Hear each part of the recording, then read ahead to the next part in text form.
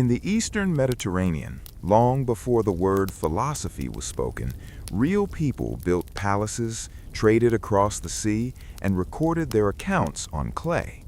This is ancient Greece, not a realm of literal gods, but a human story that begins in the Bronze Age with the Minoans on Crete around 3000 BC, and the Mycenaeans on the mainland after about 1600 BC. Their world left evidence we can still touch, ruins at Knossos in Mycenae, and tablets written in Linear B between roughly 1450 and 1200 BC. Deciphered in 1952 by Michael Ventris, those tablets reveal a very practical Greek, lists of grain, oil, and armor, not thunderbolts. Then, around 1100 BC, many palace centers collapsed, the population thinned, writing disappeared for centuries. Yet the thread did not break. By the 8th century BC, city-states, polis, emerged from small communities. The Greeks adopted a phonetic alphabet, the Olympic Games began in 776 BC, and public life moved from palaces to assemblies. As centuries turned, Greeks shifted from explaining the world through sacred story to testing it with reason. In the 6th century BC, thinkers in Ionia asked what the cosmos was made of. In the 5th century BC, Athenians experimented with citizenship and debate.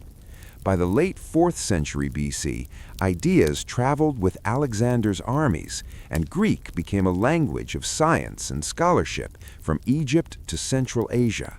In 146 BC, after the Battle of Corinth, Greece fell under Roman rule, but its ideas did not.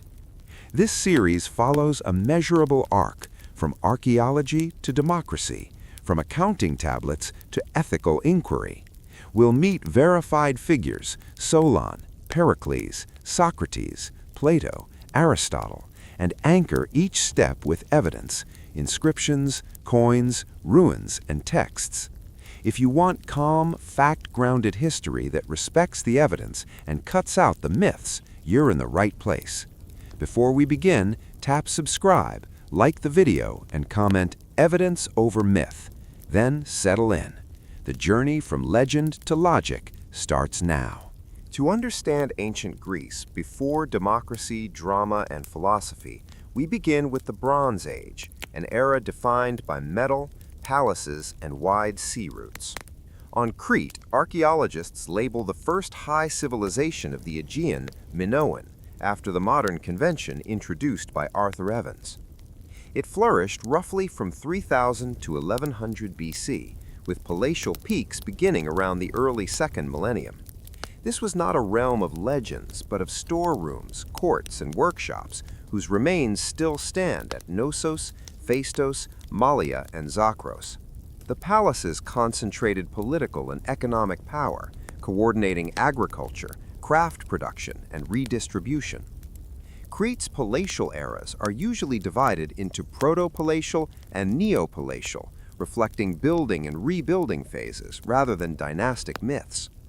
Around 1900 BC, large palace centers rose. Around 1700 BC, many were destroyed and rebuilt even more grandly, initiating the neo-palatial zenith that lasted until the mid-2nd millennium BC. The palace's magazines stored oil, grain, and wine. Workshops produced fine ceramics, metalwork, and textiles, and administrative rooms managed the flow of goods. These reconstructions come from stratigraphy, architecture, and thousands of artifacts, not stories. Minoan administration used scripts we call Cretan hieroglyphic and Linear A. Linear A remains undeciphered. We do not know the language it recorded. Later, a different script, Linear B, appears mainly in Mycenaean contexts and was deciphered in 1952 by Michael Ventris with key groundwork by Alice Kober. Linear B records an early form of Greek and shows that by the late Bronze Age, Greek speakers managed palatial economies on Crete and the mainland. This is how we know many details. The tablets list rations, herds, bronze, and personnel, evidence of bureaucracy rather than legend. Meanwhile, across the Aegean, mainland Greece developed along a different, more fortified trajectory. The term Mycenaean refers to the late Bronze Age culture of the Greek mainland from roughly 1600 to 1100 BC, named after the citadel of Mycenae. Its hallmarks include palatial centers built around a megaron, a central hall with a hearth, and massive cyclopean fortification walls at sites such as Mycenae and Tiryns. The scale of stonework, especially the Lion Gate at Mycenae, speaks to centralized labor and elite authority. Mycenaean palaces appear at several sites: Mycenae, Tiryns, Pylos, Thebes, and elsewhere. The palace at Pylos, often called the Palace of Nestor in modern labels, yielded a large archive of Linear B tablets that survived only because a fire baked them hard at the end of the Bronze Age. These documents reveal an administrative machine, named officials, quotas, textiles, bronzes, chariot parts, even lists of sacrificial vessels. The convergence of architecture, tablets, and storerooms shows a state apparatus that recorded obligations and resources with precision. What did these palaces do? They organized production and exchange. In the Minoan world, redistribution moved agricultural surplus and craft goods through palace centers. In the Mycenaean world, Linear B lists suggest rations for workers, allocations of bronze for smiths, and oversight of herds and land. Titles like Wanox, often translated king, and Lauegatas point to hierarchical leadership. Though texts are administrative and terse, they allow us to glimpse a stratified society supported by farmers, herders, artisans, and scribes. The bronze in the Bronze Age mattered. Bronze is an alloy of copper and tin, metals rarely found together. Moving those materials required long-distance networks. A spectacular snapshot of these networks is the Uluburun shipwreck off the Turkish coast, dated to the late 14th century BC. Its cargo included roughly 10 tons of copper ingots and significant tin, alongside glass, ivory, luxury goods, and Aegean ceramics. The ship's components and cargo connect the Levant, Cyprus, Egypt, Anatolia, and the Aegean, an international economy in motion. The Uluburun assemblage also shows how elite palaces were embedded in this exchange system. Oxhide copper ingots, raw glass, and exotic materials imply delivery to high-status consumers with the capacity to redistribute. This accords with what we see in palatial storerooms and the commodity focus of Linear B. Well-organized elites orchestrated flows of raw materials and finished goods across the eastern Mediterranean. On Crete, the Neo-Palatial period produced distinctive art and architecture: open courtyards, light wells, intricate fresco programs, and storage magazines. But the island did not exist in isolation. Maritime connectivity linked Crete to the Cyclades, Egypt, Cyprus, and the Levant. On the mainland, Mycenaean centers adopted and adapted Cretan features, administrative practices, artistic motifs, while developing their own fortifications and palace layouts. The archaeological record suggests influence and exchange rather than simple domination one way or the other. A pivotal natural event in the mid-2nd millennium BC was the eruption of Thera, Santorini. Radiocarbon and other scientific data point to a date in the later 17th century BC, around the 1620s to 1600 BC, earlier than some historical synchronisms with Egypt would suggest. Scholars emphasize the debate because the eruption provides an anchor point for Aegean chronologies. What's clear is that the eruption devastated the Cycladic site of Akrotiri and had environmental impacts, yet major Cretan centers, including Knossos, continued functioning for a time afterward. We distinguish the science-based date range from its cultural consequences, which varied regionally. After the Neopalatial high point, widespread destruction horizons appear on Crete by the later 15th century BC, with Knossos persisting into a post-palatial phase. By the 14th–13th centuries, linear B tablets at Knossos indicate that Greek-speaking administrators were active there, a sign of closer integration with the mainland Mycenaean sphere. This is how disciplines cross-check. Script finds, stratigraphy, and architecture align to chart political change. On the mainland, the Mycenaean palatial system reached its peak in the 14th–13th centuries BC, the late Helladic III period. Fortifications expanded at Mycenae and Tiryns. New palatial complexes and tholos tunes dotted the landscape. The Megaron suite, with its axial approach and central hearth, functioned as a ceremonial and administrative heart. These architectural forms appear repeatedly across different sites, signaling shared concepts of power and protocol. Linear B archives illuminate the economy's fabric at this stage. Tablets from Pylos, for example, show assessments of flocks and allocations of bronze, critical in a world where metal defined tools and weapons. They also hint at textile production on a substantial scale. Rations for female workers, weavers, and support personnel occur in tablet series from multiple sites. Because unfired clay was accidentally baked by palace fires, we hold only a last season snapshot, but it is an extraordinarily detailed one. The wider Late Bronze Age world was interconnected, and pressures were not purely local. By the decades around 1200 BC, many Eastern Mediterranean polities experienced instability and destruction events. Hatti in Anatolia, centers in the Levant, and palaces in the Aegean. For the Mycenaean world, current scholarship favors a multi-causal model. Combinations of internal strife, shifting trade, resource stress, seismic events, and external raids, rather than a single cause collapse. What the archaeology shows is that major Mycenaean palaces, including Pylos and Mycenae, were destroyed and not rebuilt as palaces. In the Aegean, the palatial administrations dissolved. Writing, used mainly for palace accounting, disappeared. Population contracted or dispersed into smaller sites. Yet traditions and people continued. Pottery styles changed, burial practices shifted, and communities persisted without the old bureaucracies. The Dark Ages label refers to the loss of palatial systems and writing, not to an absolute absence of life or culture. From these communities, new social and political forms would emerge in the early first millennium. What can we say with confidence about religion and ritual in this Bronze Age? Much less than later myths would suggest. We have shrines, figurines, and ritual vessels across Crete and the mainland. We have processional frescoes and libation scenes.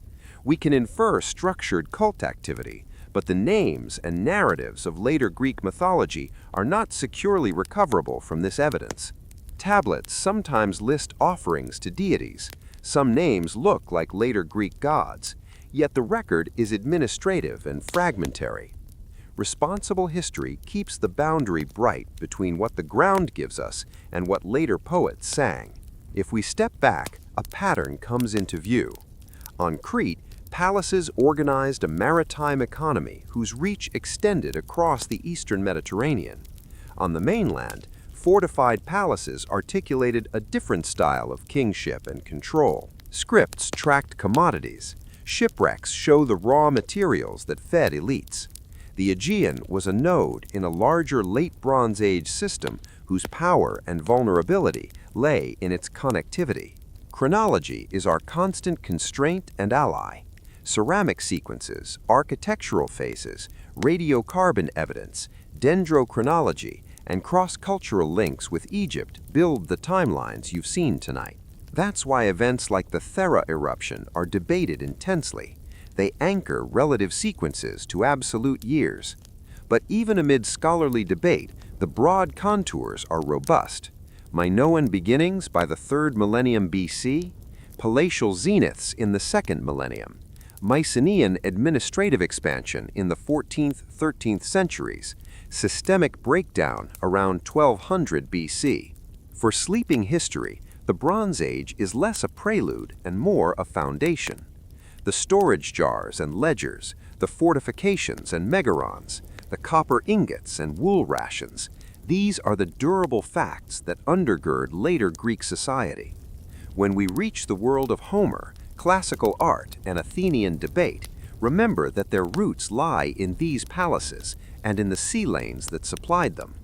The evidence may be fragmented, but it is measurable, excavated, and inscribed in clay. In our next part, we'll trace what followed the palace's disappearance, smaller communities, shifting identities, and the slow reassembly of social life that sets the stage for the city-state.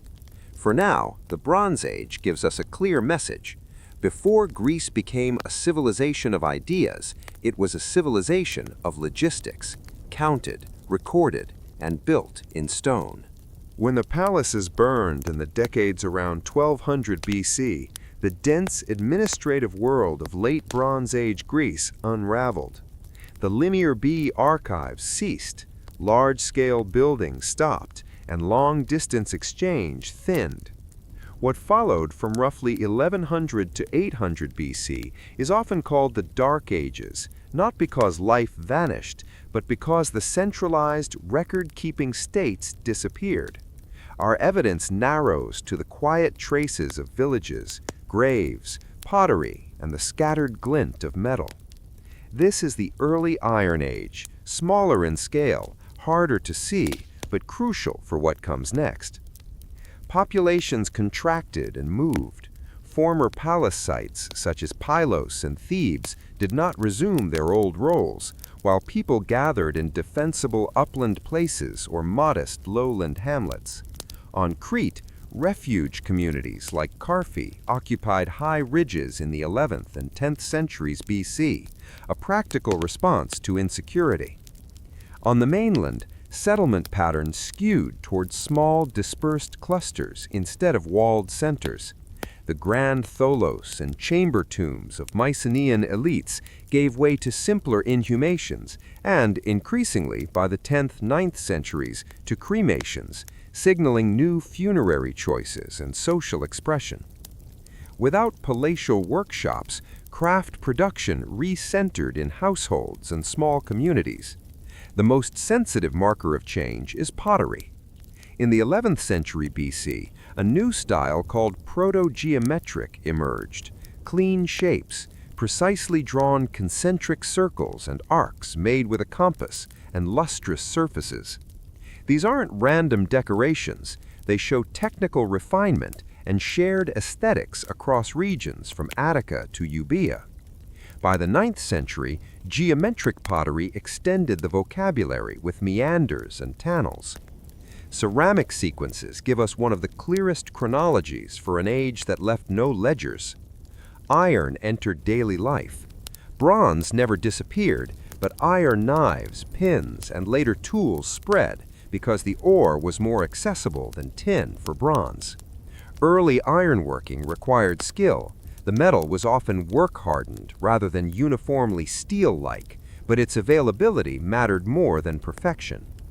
The shift did not cause the collapse, it followed it, meeting communities where they were, smaller, local, and resilient. Even modest graves now sometimes include iron blades and fibulae, dress pins, tokens of status in societies that no longer minted prestige through palatial offices. Social organization flattened and localized. The grand palace hierarchy headed by a wanox is gone from view. Instead, we infer leadership lodged in households, the oikos, and village headmen. Later Greek words like basileos appear in tradition, but for this period we use them cautiously. What the archaeology shows is variability. Some communities display richer graves and larger houses, others are more even. Power was personal and negotiated, anchored in land, livestock, and the ability to mobilize kin and neighbors rather than in bureaucratic titles. Lefkandi, on the island of Euboea, breaks the stereotype of uniform poverty. Around the 10th century BC, the Tumba area produced an extraordinary structure, often called a heruon, an elongated building under which two burials and rich offerings were placed. The goods include fine metalwork and imported materials, indicating access to wider networks and the presence of local elites. Lefkandi reminds us that the Dark Ages contained pockets of wealth and connectivity, even as many regions remained modest. It also shows that social memory, communal acts of burial, feasting, and monument building remained powerful tools for binding communities. Elsewhere, sites like Nicoria in Mycenae show the quieter norm. Apsidal houses, storage pits, animal bones from ordinary meals, and a village plan that grew organically. Nicoria's so-called big man house suggests local leadership without palatial scale. On Andros, the later 9th to 8th century settlement of Zagora preserves a compact, defensible town plan with courtyard houses and communal altars, evidence of neighborhood cooperation and nascent civic habits. Across the Aegean, sanctuaries began to reappear, simple, open-air places of offering where people gathered to mark identity and obligation. Religion is visible but modest. We find figurines, tripods, and small dedications rather than monumental temples. At Olympia, offerings begin to accumulate by the later 10th and 9th centuries BC, indicating that shared cult places could attract people from different valleys. These sanctuaries predate the large peristyle temples of the Archaic Age. They are practical spaces where communities performed rites, settled disputes, forged alliances, and remembered pasts that were now transmitted by story rather than tablet.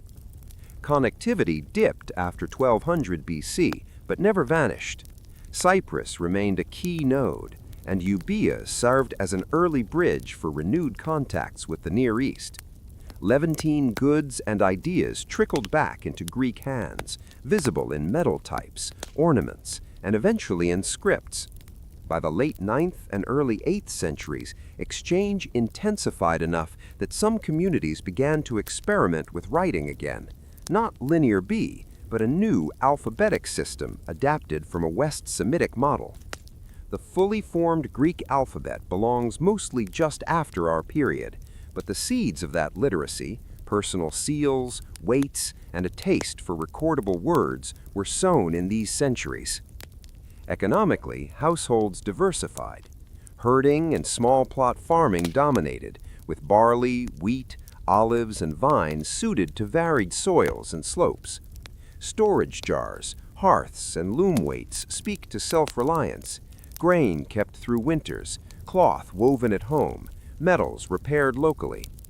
Exchange was face-to-face and seasonal. Gifts and countergifts, what anthropologists call reciprocal economies, knitted the social fabric. When imported items appear, they concentrate in certain households, allowing local elites to anchor authority in selective generosity at feasts, funerals, and seasonal rites. The end of palace bureaucracy did not erase memory. Oral tradition thrived precisely because writing fell silent. Tales of distant wars, wandering heroes, and stern ancestors were performed by singers in courts, village gatherings, and sanctuaries. For historians, these poems are not minutes of meetings. They do not report events as tablets did, but they preserve values, social expectations, and landscape knowledge that belong to the early Iron Age. The primacy of the household, the obligations of hospitality, and the moral calculus of honor and compensation. Later epics will crystallize these themes, but their social roots are here. Architecture narrates the age as clearly as words. Many houses are apsidal or oval in plan in the 11th to 10th centuries, shifting toward rectilinear by the 9th to 8th. Roofs of thatch or shingle rest on posts, walls are mud brick on stone sokals. There are no ashlar blocks or painted corridors. Those belonged to palaces and will reappear only much later. Yet within these modest forms, we see care. Standardized hearths, benches for storage, and courtyards for work that require coordination. Communities were rebuilding know-how from the ground up. Funerary practice also evolved. Inhumation continued, but cremation became more frequent in some regions during the 10th to 9th centuries. Urns and grave markers shifted the grammar of remembrance from family tomb clusters to individualized, commemorated burials. Variability across regions is instructive. Attica adopted cremation more readily than some Peloponnesian areas. Euboea maintained distinctive combinations of rites. The choices reflect community identities formed in dialogue with neighbors rather than dictated by a central authority. Political life was embryonic but active. Disputes were settled in councils of elders and assemblies of householders. Leadership rotated among men who could persuade, mediate, and redistribute. This is where we first sense the habits that will later scale into the polis, meeting in agreed places, appealing to shared customs, and granting authority through speech as much as through lineage. The absence of palaces did not mean the absence of politics. It meant politics without archives, where reputation mattered more than seals and counters. By the later 9th century, we can detect acceleration. Pottery output and quality rose, sanctuaries attracted more dedications, and some settlements grew denser. Iron tools became more common. Craft specialization re-emerged in metal and textile work, and exchange widened along safer sea routes. Euboeans ventured outward, soon to found or seed trading stations in Italy and the Levant just after 800 BC. Inside Greece, regional networks intensified. Attica, Euboea, Boeotia, and the Peloponnese linked through marriages, markets, and shared cults, weaving a patchwork that could support larger institutions. The label Dark Ages hides a creative truth. These centuries were a laboratory. Communities experimented with leadership models without palaces, with economies without bureaucrats, with ritual without monumental temples, and with memory without writing. They standardized forms, from house plans to pottery motifs, that allowed strangers to recognize one another's customs. They rebalanced risk, upland refuges when needed, coastal hamlets when safe.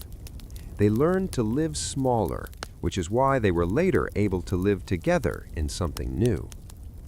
As our timeline approaches 800 BC, the prerequisites of the polis, shared sanctuaries, habitual assemblies, neighborhood defense, and codified customs are already in place. Soon, a borrowed alphabet will allow law codes, treaties, and poetry to be written.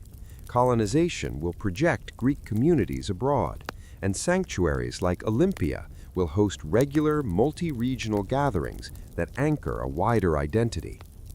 But those visible achievements rest on the slow local work of the early Iron Age, rebuilding trust, technique, and trade after the storm. Remember this when we reach the classical heights. The citizen in the assembly, the sculptor in the workshop, and the philosopher in the stoa all stand on foundations laid by people whose names we will never know. They are the potters who refined proto-geometric circles, the smiths who mastered iron, the families who kept seed and story through thin years, and the village leaders who learned to persuade without palaces at their back. The Dark Ages are dark only to our records. To those who lived them, they were years of decision. In the next part, we trace the archaic revival, how these quiet experiments grew into city-states, how writing returned in a new form, and how Greece stepped back onto the wider stage. For now, mark the date 800 BC as a threshold, not a sudden dawn, but a horizon approached steadily by generations who rebuilt Greece from the household up. When we say the age of heroes, we are not entering a time when superhuman warriors walked the earth. We are entering the period when communities used story to organize memory, ethics, and identity.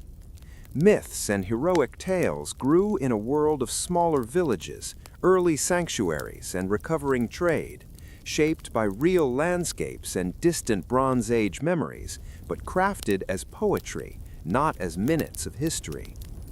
The backbone of this world is oral tradition. For centuries after the palaces fell, there were no archives in Greece. Songs carried the past. Professional singers, aioidoi, performed long narratives in courts, at seasonal gatherings, and in sanctuaries. Their craft used formulaic building blocks, fixed epithets, recurring lines, and standard scenes that allowed them to improvise within a stable story frame. This is why phrases like swift-footed Achilles and rosy-fingered dawn recur. They are tools for composition in performance. By the 8th century BC, a crucial shift occurred. A new alphabet, adapted from West Semitic scripts, entered Greek life. It recorded vowels and consonants efficiently, making it suitable for poetry. Early inscriptions, like the Dipylon vase graffito in Athens, often dated to the late 8th century BC, and the playful lines on Nestor's cup from Pithecusae in Italy, show writing used in social and performative contexts. This is the horizon on which the epics we know, traditionally attributed to Homer, were likely written down, fixing in text what had long lived in voice. The Homeric question asks how and when the Iliad and Odyssey reached the forms we know. Scholarly consensus places their composition, meaning their stabilization into extended poems, somewhere in the later 8th or early 7th century BC. The poet we call Homer is best treated as a conventional name for one or more master poets working at the end of a deep oral tradition. The poems preserve Bronze Age color, the boar's tusk helmet, chariot fighting, great halls, filtered through early Iron Age realities, gift exchange, councils, and household economies. Alongside this epic tradition stands Hesiod, a poet whose theogony and works and days are commonly placed around the late 8th to early 7th century BC. Hesiod speaks in his own voice from Boeotia, offering a genealogy of the gods and practical moral counsel for farmers. Where Homer dramatizes elites and warfare, Hesiod reflects village life, labor rhythms, justice, and the order of the cosmos. Together, these corpora show how myth and heroic narrative served as frameworks for explaining the world, divine origins, human limits, and the obligations of community. What about the Trojan War? Archaeology at Hisarlik in northwestern Turkey has revealed a multi-layered city with phases of fortification and destruction in the late Bronze Age. Texts from the Hittite world mention places and peoples such as Wilusa, often linked to Ilios, and Ahiawa, plausibly Achaeans, suggesting contacts and conflicts along the Anatolian coast in the 13th to 12th centuries BC. These are valuable, independent anchors. But the Iliad's plot is not a documentary record of a single event. It is a monumental poem that amalgamates memories, material culture echoes, and poetical invention into a narrative about anger, honor, and mortality. This distinction matters for responsible history. When the Iliad describes a warrior in a boar's tusk helmet, it echoes a genuine Bronze Age artifact type. When it describes chariots delivering fighters to the melee, it reflects real elite transport modes of earlier centuries. Yet when it names specific duels or the exact cause of a war, we cannot match those scenes to verifiable events. The poem tells us how Greeks in the 8th to 7th centuries thought about the past, not what a scribe in 1200 BC recorded in an archive. Hero cult bridges myth and archaeology. In the 9th to 8th centuries, communities began dedicating offerings at tombs they associated with powerful ancestors. The Tumba Heroon at Lefkandi, with its elite burials and rich goods, became a focal point for remembrance. At other sites, older tombs attracted later offerings. Whether the honored figures were historical leaders or legendary ones, the practice shows how story and place fused. Communities anchored identity by venerating exemplary dead at visible local sites. Myths also traveled along the same sea routes as metals and pottery. As Greek exchange widened towards Cyprus, Phoenicia, and the Levant in the 9th to 8th centuries, Greek poets encountered Near Eastern story patterns, cosmic succession myths, flood narratives, and wise culture bearers. Theogonic sequences in Hesiod, where one generation of gods replaces another, sit within a wider Eastern Mediterranean conversation about how the cosmos came to be ordered. Such parallels do not reduce Greek myth to borrowed tales. They show a shared storytelling ecology around the sea. Within Greece, sanctuaries developed as shared spaces where stories gained civic force.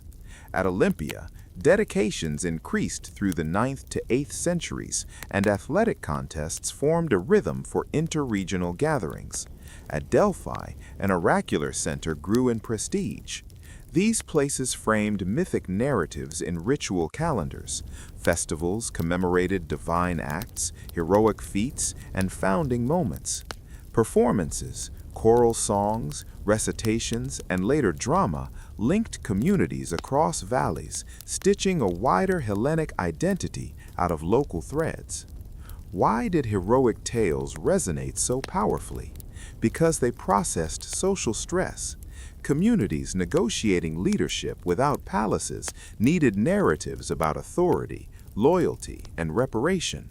The Iliad's focus on wounded honor and negotiated restitution speaks to societies where law was customary and persuasion mattered.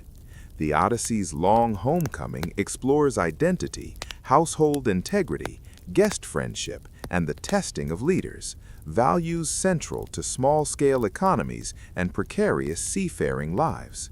Material culture keeps us anchored. Geometric pottery depicts funerals, warriors, and chariots in stylized panels, visual conventions that mirror the poet's formulaic language. Weapons and graves, iron swords, spearheads, and knives mark a world where martial ability was a social resource, even as warfare remained small-scale and seasonal. Bronze tripod cauldrons given at sanctuaries are gifts that broadcast status and piety while redistributing metal back into cult economies. Each object participates in the same ethical vocabulary as the poems: honor, gift, memory, and display. The gods of later classical Greece are not inventions of the 5th century BC. Many divine names appear earlier. Some names known from linear B tablets, like Poseidon, show continuity of divine figures across the palatial collapse, even if rituals and narratives evolved. By the time Hesiod writes Theogony, the pantheon's family tree is being organized into a coherent system, integrating diverse local cults and stories into a broadly shared schema. Importantly, not all Greeks told the same stories the same way. Local variants abounded, different genealogies, favored heroes, and sacred sites. The pan-Hellenic poems, Homeric epics, and Hesiodic works smooth many differences to address a wide audience. That smoothing is part of their power and their limitation. For local history, inscriptions and archaeology carry more weight. For shared Greek self-understanding, the big poems are central. We must also separate mythic time from historical time. The poets place heroes in a previous generation, often described as stronger or closer to the gods, and several genealogies lead up to this threshold. For historians, this is not a chronology to convert into dates. It is a narrative stance that grants the poets freedom to explore human limits without contradicting the lived present. The poems can thus mourn the cost of war and celebrate cunning without prescribing immediate political action. Education and socialization flow through these stories. Young listeners learned what counted as virtue, courage tempered by judgment, generosity balanced by prudence, respect for guests and suppliants, and acceptance that even the greatest must die. These are not quaint, archaic ideals. They are practical values for communities navigating scarcity, travel, and risk. Myth and hero tale functioned as moral technology, repeatable, memorable, and adaptable to local needs. As we edge toward the 7th and 6th centuries BC, the narrative landscape diversifies. Lyric poets sing of personal desire, civic pride, and sharp political advice. Sages coin aphorisms. Lawgivers codify customs in writing. But the heroic repertory remains a common reference. City-states claim heroic founders. Families trace prestige to epic names. Festivals reenact mythic episodes. In this way, myth becomes civic memory, useful, malleable, and embedded in institutions. A final clarification: myth is not the opposite of truth. It is a different kind of truth, one that encodes experience, not data. Archaeology tests details, whether a helmet type existed, whether a city had walls, whether trade reached a certain island. Philology tests language layers, formula density, and loanwords to track the poem's growth. History, in this space, is the art of keeping categories straight, honoring the evidence while recognizing the power of story to move societies. So, what does the age of heroes and myths contribute to our larger arc from myth to philosophy? It provides the shared vocabulary that philosophy will interrogate. The epics ask, what is a good life? What do we owe others? How should leaders act? Later thinkers, Socrates, Plato, Aristotle, will revisit those questions with argument and analysis. But the questions themselves were rehearsed for generations in campsites, courtyards, and sanctuaries under the framework of gods and heroes. In summary, the age between c. 1100 and 700 BC forged a mythic canon from older memories and new realities. Oral poets stabilized long narratives in the 8th, 7th centuries as writing spread. Archaeology corroborates many material details while warning us not to read poetry as chronicle. Sanctuaries and festivals gave story a public stage. Hero cults localized memory, and Near Eastern contacts enriched Greek cosmology. From these ingredients emerged a shared Greek conversation about fate, justice, honor, and cunning, the conversation that philosophy will later systematize. In the next part, we leave the campfires and village feasts for the streets and councils of the archaic polis. Writing expands, laws are posted, coins begin to ring on the anvil, and the experimentation that the heroic age rehearsed becomes the political and artistic innovation of the city-state.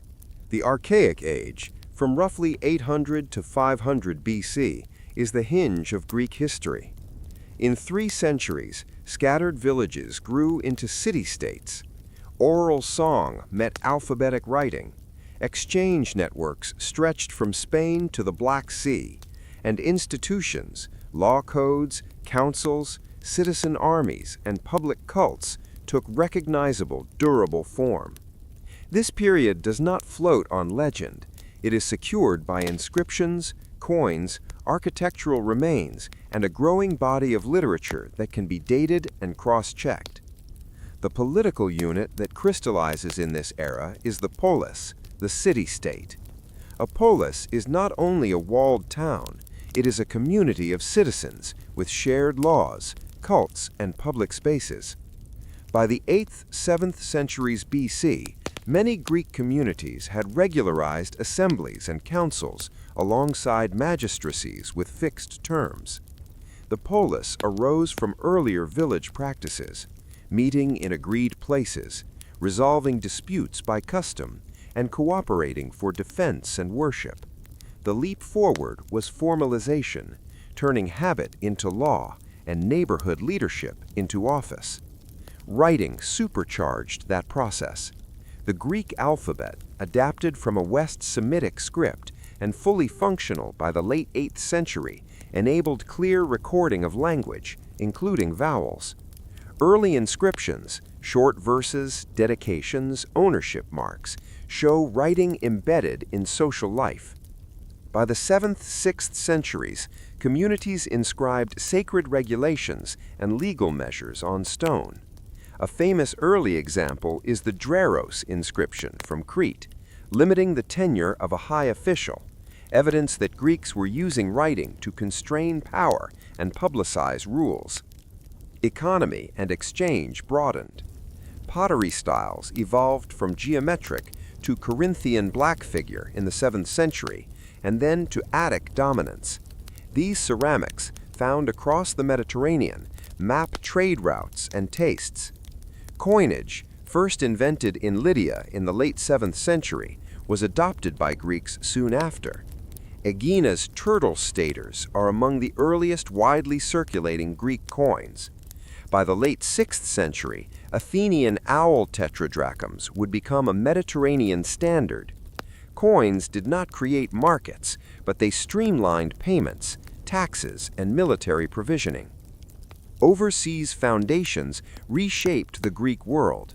From the late 8th through the 6th centuries, Greeks established apoikei, self-governing home-away communities around the Mediterranean and Black Sea. Syracuse in Sicily, founded by Corinthians in the 730s. Cyrene in North Africa, Therons, traditionally 631, and Massalia in southern Gaul, Phocaeans around 600, were among the most influential.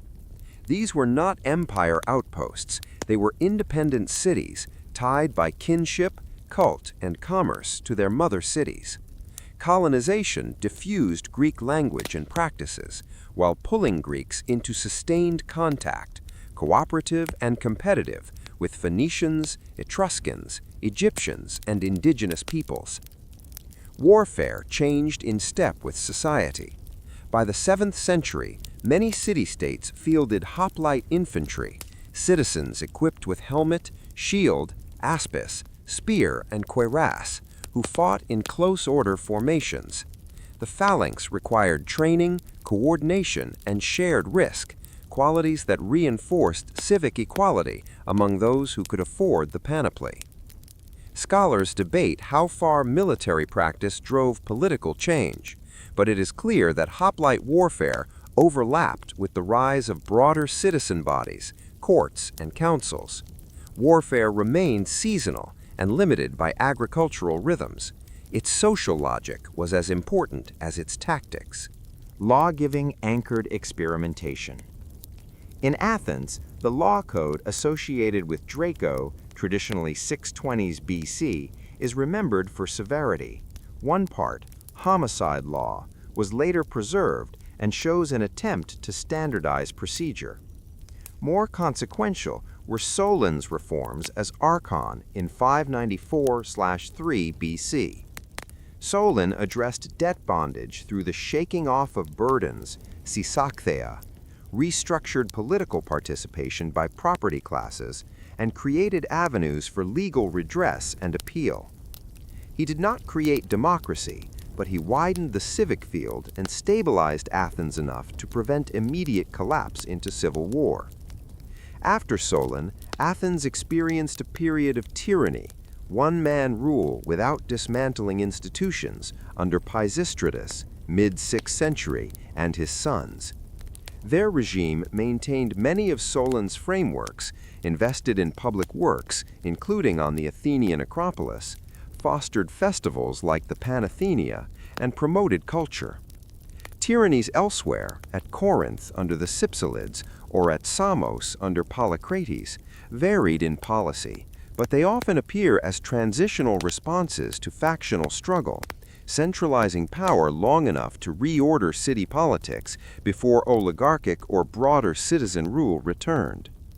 Athenian political structures took a decisive turn with the reforms of Cleisthenes in 508/7 BC. To break the hold of powerful kin groups, he reorganized citizens into new tribes based on residence across Attica, redistributed council seats, and strengthened institutions that could represent the whole body of citizens. These changes set conditions for the more radical democratic practices of the 5th century, yet they remained anchored in archaic precedents, written laws, magistracies with terms, and the habit of settling public matters in assemblies and courts. Sparta followed a different path. Its dual kingship, council of elders, gerousia, ephors, overseers, and citizen assembly formed a mixed constitution that later Greeks admired for stability. The subjugation of Messenia in the late 8th–7th centuries created a large helot population, unfree laborers bound to the land, whose exploitation underpinned Spartan military training and citizen focus. Traditions attribute Sparta's order to a lawgiver named Lycurgus. Modern scholarship treats that figure cautiously, emphasizing instead the gradual evolution of institutions. What is clear is that by the 6th century, Sparta projected authority across the Peloponnese through alliances, while limiting luxury and mobility at home. Religion and sanctuaries were public and political as well as sacred. Olympia, Delphi, Isthmia, and Nemea hosted festival cycles that drew athletes, poets, diplomats, and merchants. Victories recorded on dedications and poetically celebrated became civic prestige. Delphi's oracle advised cities on matters from colonization to law, embedding sanctuaries in statecraft. The architecture of worship transformed. Early wooden structures gave way to monumental stone temples with Doric and Ionic orders. By the 6th century, projects like the Temple of Artemis at Ephesus and expansive Hera sanctuaries signaled wealth, engineering capacity, and intercity competition. Art registered the same acceleration. Stone sculpture, kouroi, nude youths, and chorai, clothed maidens, standardized proportions and experimented with anatomical realism and design conventions like the archaic smile. Vase painting advanced from Corinthian animal friezes to Attic black figure narrative scenes, and around 530 BC to red figure, which allowed more fluid depiction of anatomy and movement. These images are not mere decoration, they are a visual archive for mythic narratives, daily life, athletic training, and ritual practice, evidence that can be dated and mapped to workshops and markets. Poetry diversified beyond epic. Lyric and elegy, performed at symposia and public festivals, gave voice to civic pride, love, exile, and sharp political commentary. Poets such as Archilochus of Paros, 7th century, Sappho and Alcaeus of Lesbos, late 7th, early 6th, and Theognis of Megara, 6th, situate us in real communities with urgent concerns, property, honor, faction, and desire. Their language is datable and localizable, providing context for the social tensions that lawgivers and tyrants attempted to manage. Natural inquiry emerged in parallel. In the 6th century, thinkers from Ionia, traditionally including Thales, Anaximander, and Anaximenes, proposed explanations of the cosmos based on underlying substances and processes rather than divine whim. Heraclitus of Ephesus later spoke of flux and the logos. Xenophons critiqued anthropomorphic gods. Pythagoreans explored number, harmony, and community discipline in southern Italy. These were not isolated geniuses. They worked within trading cities plugged into Near Eastern knowledge, using the alphabet, travel, and debate to test ideas. The habit of arguing from reasons, not authority, takes visible root here.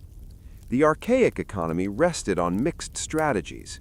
Most citizens farmed, estates were modest by later standards, vines and olives anchored long-term investment, and pastoralism complemented crops. Craft specialization grew in pottery, metalwork, and textiles. Public works, harbors, temples, walls, created demand for skilled labor and coordination mechanisms. Markets gathered around sanctuaries and urban spaces. Slavery existed across the Greek world. Enslaved people worked in households, workshops, and estates. These facts come from contracts, dedications, and later historians who quoted earlier records, all cross-checked against archaeological remains. By the late 6th century, Greek cities were enmeshed in larger power politics. The Persian Empire had incorporated Ionian Greek cities of Asia Minor, prompting tensions that would ignite the Ionian Revolt in 499 BC. In mainland Greece, alliances hardened, coinage and taxation matured, and civic identity was strong enough that pan-Hellenic calls, appeals to shared Greekness, could carry weight at critical moments. The archaic centuries thus end not with closure, but with a set of institutions and habits, written law, citizen armies, regular festivals, intellectual inquiry, ready to be tested by extraordinary external pressure. To read this age well, hold two truths together. First, many later Greek achievements, classical architecture, drama, democratic practice, historical writing, and philosophy are impossible without the archaic groundwork. Second, the archaic world is not a rough draft of the classical. It has its own logic, tyrannies that sponsor culture, aristocrats who codify law against themselves, citizen militias that valorize equality among property holders, and sanctuaries that double as diplomatic hubs.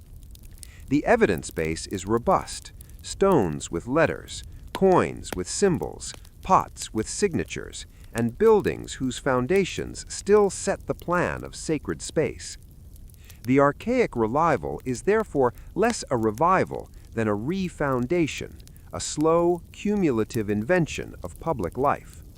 From Dreros's early law to Solon's reforms, from Aegine's coin to the owl of Athens, from Syracuse's harbor to Delphi's terrace, the pieces of a recognizable Greek civilization lock into place. When our story moves next to Athens and Sparta at their height, and to the Persian wars that threatened to end the experiment, remember the archaic centuries as the workshop and proving ground where Greece learned to be a civilization of institutions, not just of heroes. In the 2 centuries before the Persian Wars, Greece's political landscape crystallized around 2 very different city-states, Athens and Sparta. Both drew on shared archaic foundations, citizen bodies, law codes, and hoplite warfare, but each pushed those elements in distinct directions. The result was not mythic rivalry, but a measurable divergence in institutions, economy, and culture that would shape all subsequent Greek history. Begin with the common ground.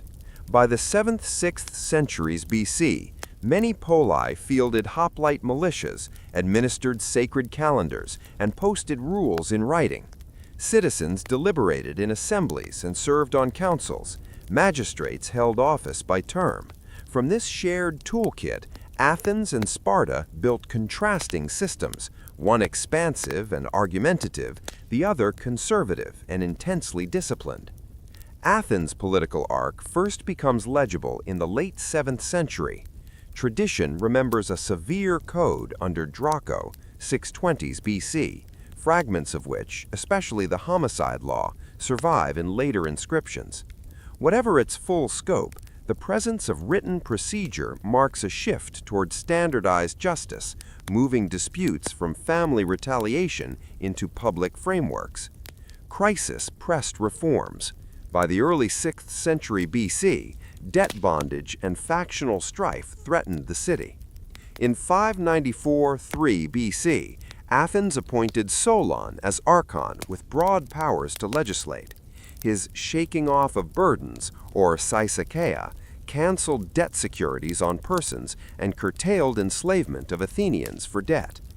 He reorganized political participation by 4 property classes: pentakosiomedimnore, hippies, zegatai, and thetes, linking office eligibility to assessed wealth, not birth alone.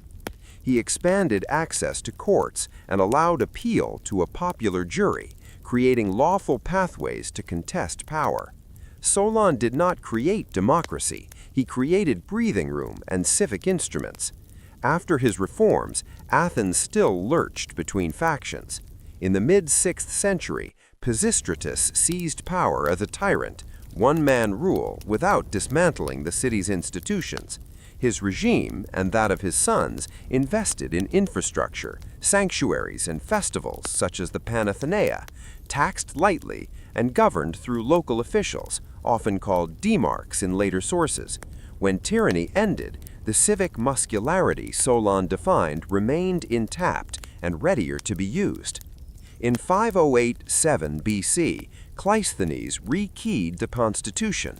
To dilute the dominance of kin-based clans, he reorganized citizens into 10 new tribes drawn from 3 zones of Attica: city, inland, and coast, mixing populations across old loyalties. He created a council of 500, 50 from each tribe, chosen annually, to set the assembly's agenda and supervise daily administration. Demes, the local units of citizenship, became the basic civic addresses inscribed on public lists and used for military levies. This is where the Athens recognizable to classical history takes shape. Athenian democracy grew stepwise. Ostracism, an annual vote to exile a citizen for 10 years without confiscation, was introduced around Cleisthenes' time and first used in the 480s. The Areopagus Council, a bastion of aristocratic prestige, saw its political oversight curtailed in 462-1 BC under Ephialtes, while mass jury courts and the People's Assembly, Ecclesia, absorbed more authority. Pay for service in juries and councils would arrive later in the 5th century, but the archaic groundwork, tribes, demes, the boule, written law, made broadened participation administratively possible. Athens' economy complemented its institutions. Attica's mixed agriculture, grain, vines, and olives supported smallholders, while workshops in the agora and potters in the Kerameikois turned out goods for local use and export. Coinage, most famously the silver owls minted from Laurion's mines beginning in the late 6th century, standardized payments, taxes, and military provisioning. Harbor works at the Piraeus expanded maritime trade. When Themistocles later argued for triremes in the early 480s, he tapped an already mobilized resource base and citizenry. Cultural life tracked this expansion. Public festivals, the Greater Dionysia, a Panathenaea, wove cult, performance, and civic identity together. Poets and thinkers moved through the city's symposia and sanctuaries. Artisans signed vases. Stonemasons erected stone temples on the Acropolis.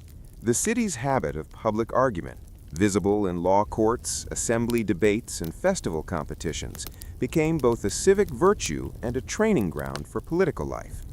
Across the Peloponnese, Sparta evolved along different lines. Its institutional core stabilized earlier than Athens and preserved archaic habits more strictly. 2 hereditary kings shared military and religious leadership. A council of elders, the Gerousia, set agendas.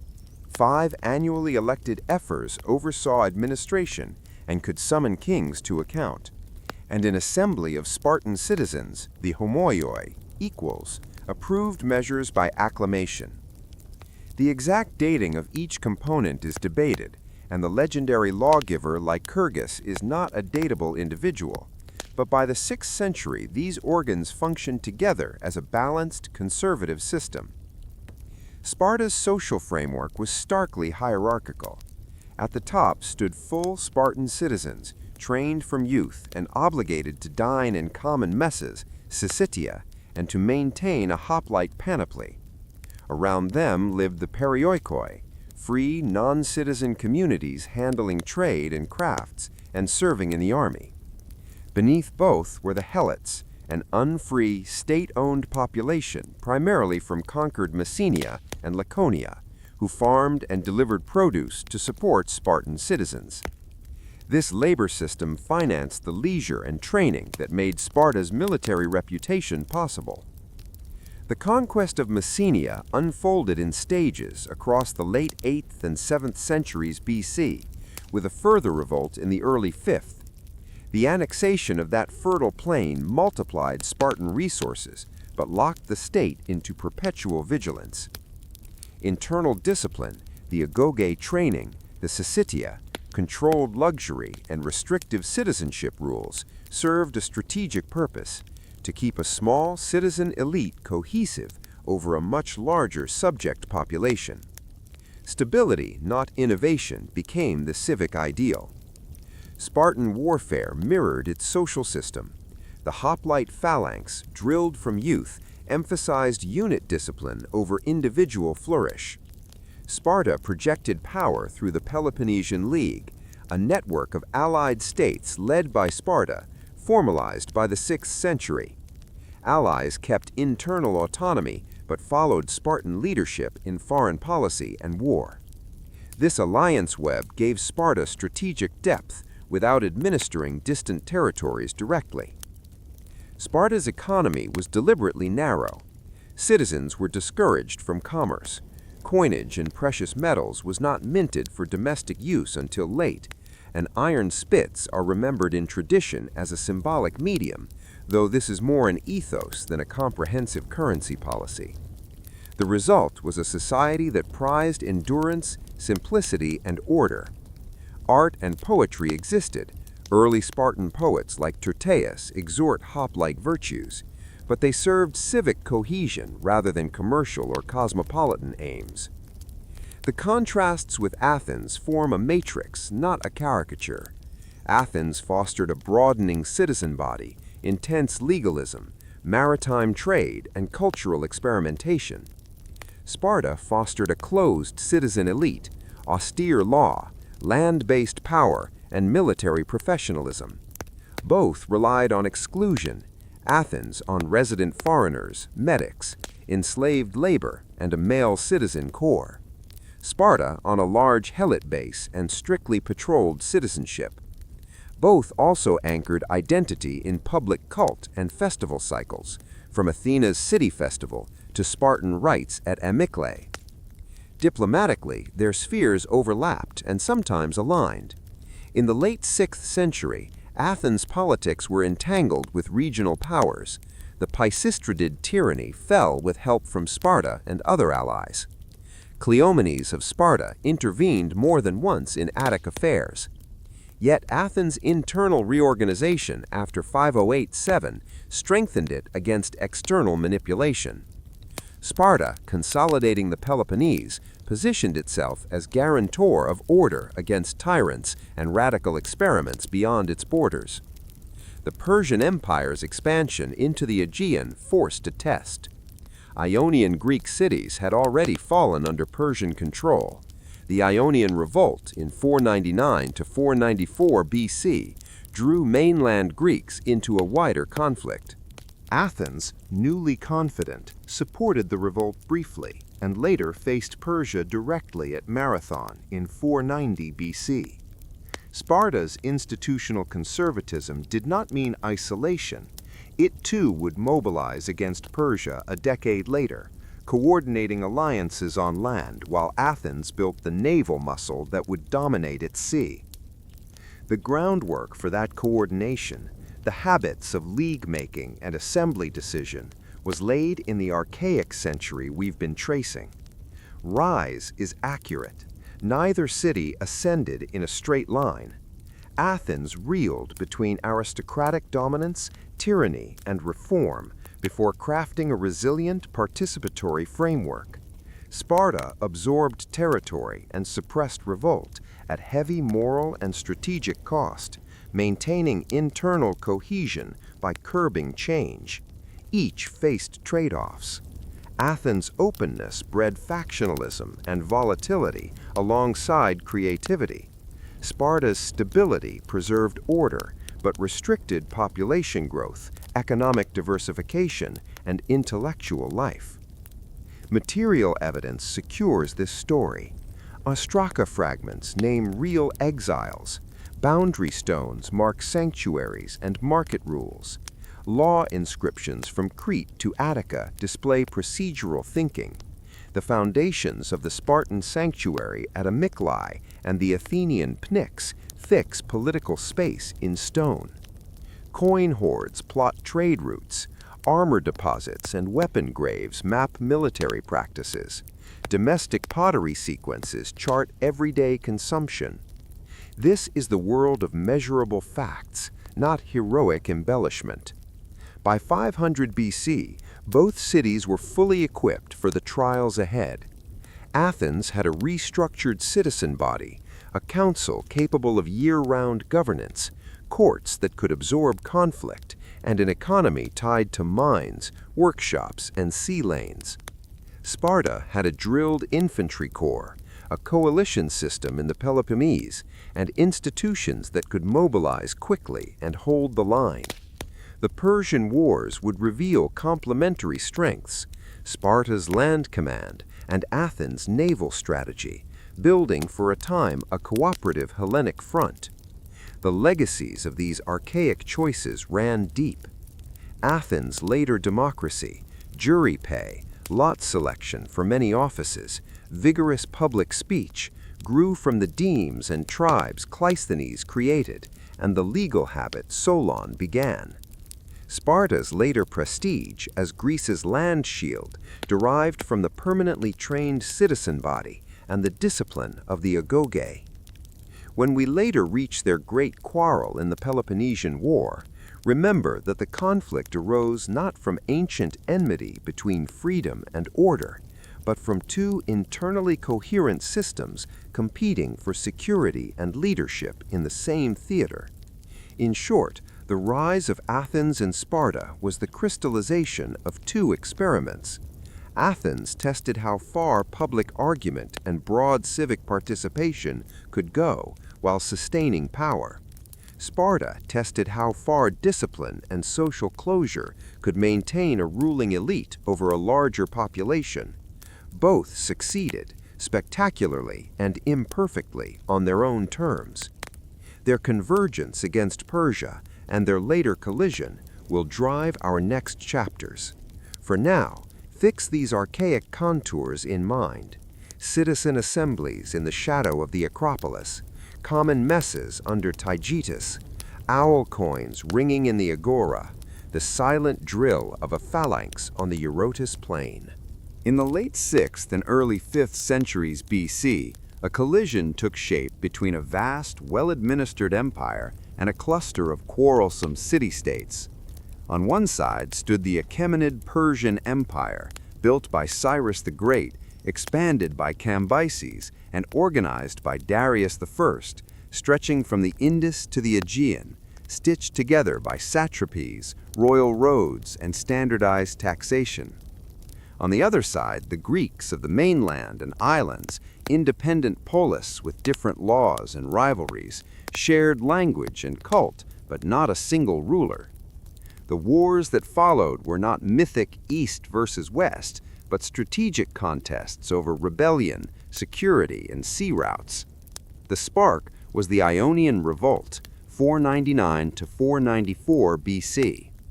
Greek cities on the Anatolian coast, under Persian rule after the late 6th century, rebelled with local leadership and limited mainland support. Athens and Eretria sent small fleets early on. Together, the rebels even burned parts of Sardis, a Persian administrative center, before being pushed back. Persian forces recovered methodically, defeating the Ionians at sea off Lade in 494 BC and reimposing control. From the imperial view, this was a regional insurrection. From the Greek mainland view, it was a warning that their own autonomy could be tested next. Darius I then launched punitive and precautionary expeditions toward mainland Greece. An initial campaign faltered with a storm at Mount Athos, 492 BC. In 490 BC, a Persian force sailed across the Aegean, taking Naxos and other islands, sacking Eretria, and landing in the Bay of Marathon in northeast Attica. The Athenians, joined by a small Plataean contingent, marched out. The Spartans did not arrive in time, delayed by their religious calendar. At Marathon, the Greeks advanced at a run to limit exposure to Persian archery. Their hoplite wall of shields and spears broke parts of the Persian line and drove the invaders back to their ships. It was a decisive defense, but Darius died before he could return in person.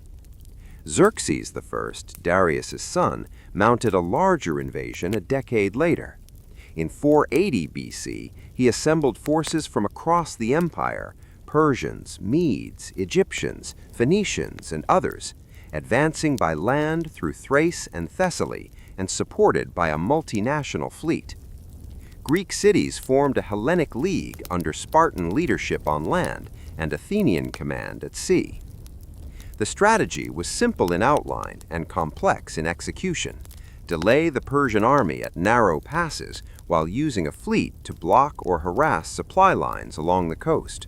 Thermopylae became the chosen bottleneck on land. In August-September 480 BC, a small Greek force led by the Spartan king Leonidas held the narrow pass while the Greek fleet fought at Artemisium nearby. The three-day defense ended when the Persians, shown a mountain track by local guides, outflanked the position. Leonidas and a rearguard fought to the end to cover the retreat of the main body. Thermopylae was a tactical defeat and a strategic delay. It bought time for the cities to evacuate and regroup. With central Greece open, Xerxes took Athens, which had been evacuated after debate and oracles urged trust in wooden walls, understood by Themistocles as ships. Temples on the Acropolis were burned, a real shock recorded in later Athenian memory and building programs. But the Greek fleet had not disbanded.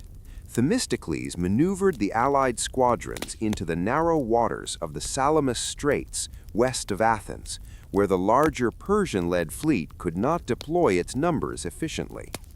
The Battle of Salamis, 480 BC, turned on geography and training.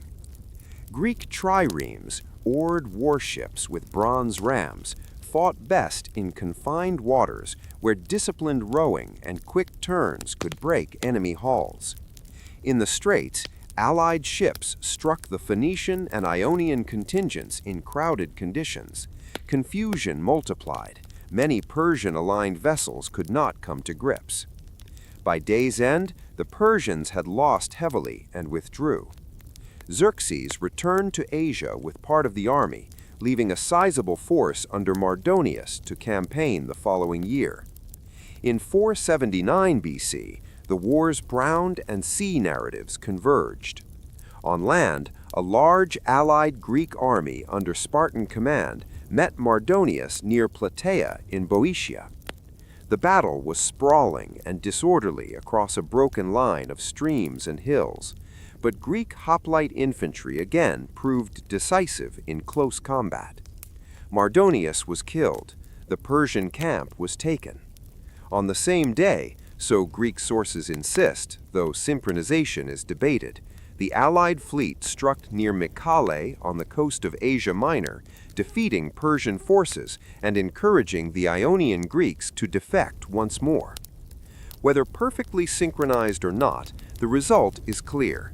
Persia's bid to control the Greek mainland failed. Numbers in ancient sources demand caution. Herodotus, our principal narrative historian, reports enormous figures for Persian troops and ships. Modern estimates, cross-checking logistics and archaeology, scale those numbers down substantially.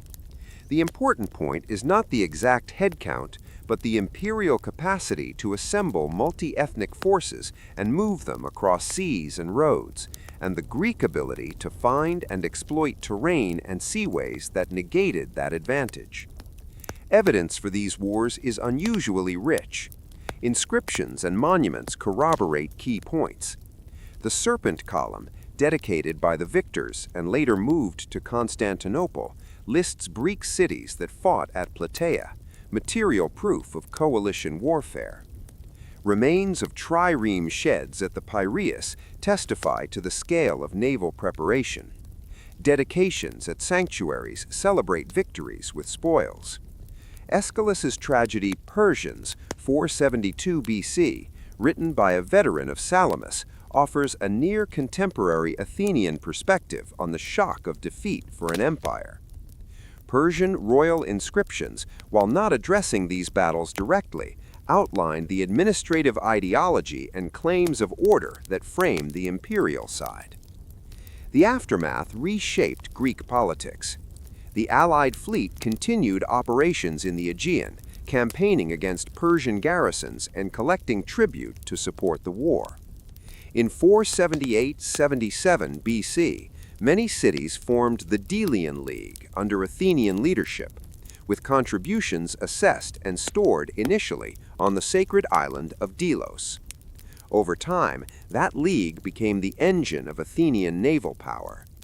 When member cities tried to leave or withhold ships, Athens compelled compliance. Tribute lists inscribed on stone record payments. The Delian League's successes, securing sea lanes, garrisoning key points, winning battles like Eurymedon, c. 466 BC, also planted the seeds of an Athenian empire. Sparta, for its part, withdrew from many overseas operations, focusing on the Peloponnese and wary of extended commitments. The dual legacy was a Greece safer from immediate Persian coercion, but increasingly polarized. Land power centered on Sparta and its allies, sea power centered on Athens and its league. The so-called Peace of Callias, traditionally dated 449 BC, which some ancient and modern scholars accept and others doubt or reinterpret, symbolizes, at minimum, a de facto stabilization. Persia concentrated on its vast interior and western satrapies, while Greek coalitions consolidated their spheres. Strategically, why did a handful of polis hold out against an empire? Terrain and fleet tactics mattered. Narrow passes and straits limited numbers.